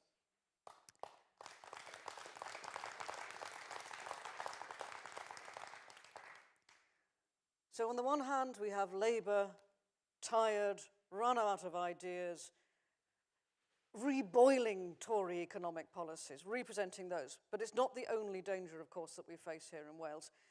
If we, Plaid Cymru, do not provide solutions to Labour's failings, there is something worse waiting in the wings to take their place. Reform UK isn't just another party, it's a limited company that only exists to make money for Nigel Farage by whipping up hatred. They claim to speak for the people, but they serve the billionaires. They say they want change, but their change means privatising the NHS, stripping away workers' rights, and taking power away from Wales.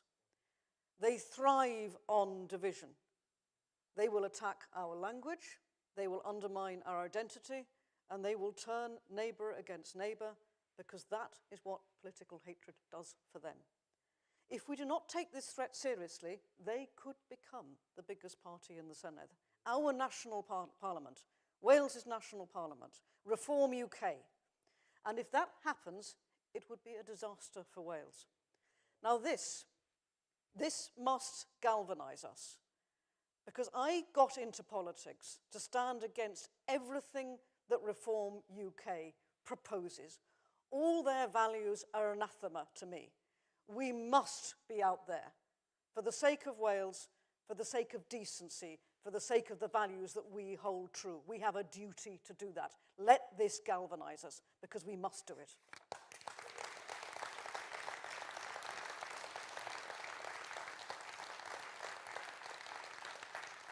And it is fair to say, because we know where Labour is now, we, Plaid Cymru, are the only party that can stop reform and deliver for Wales.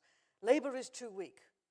It's almost as they've given up. They assume they have a right to govern, but they also know that the wind is completely out of their sails. It is only us who can resolve this. We will defend our NHS. We'll provide genuine solutions. We'll protect our communities from cuts. We will build an economy that works for the people of Wales, not Farage and his banker mates. We will stop reforms policies from taking root in our nation. Westminster won't change unless we make them listen. We have just over a year to make that happen and to elect a Plaid Cymru government. So what would change? Plaid Cymru government will put Keir Starmer on notice. You see how it is with Scotland. You see the respect that they've had. We will genuinely stand up to him, not kowtow while he drifts further and further to the right. We will demand fair funding, investment in our economy, and full control over our future. Because, conference, when Wales speaks with a Plaid Cymru First Minister at the helm, Westminster, at last, will have no choice but to listen.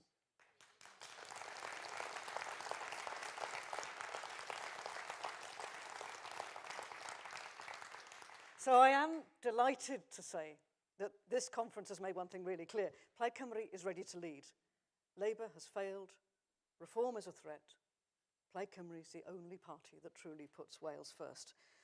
We cannot let Labour's failure open the door to a party that doesn't even believe in Wales, just as it sees us as an opportunity, a vehicle for their own overweening ambition. So we must take this fight to every community, every street, every household, because our future depends on it. And conference, this is our moment. Together we can provide hope to the people of Wales. We can build that stronger, fairer future. We've got the momentum. Let's keep it. Let's keep working at it. Let's make history and elect Rhys ap Iorwerth as the next First Minister of Wales in 2026. Diolch yn fawr iawn, Diolch yn fawr iawn, Cynabed. Da iawn, da iawn.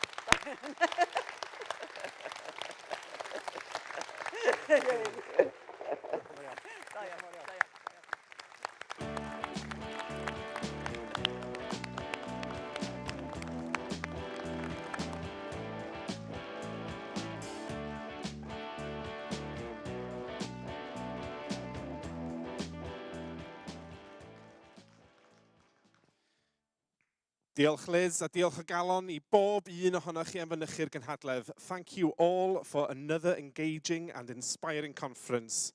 Newch chi aros ar eich traed I gyd ganu hen wlad fy nhadau.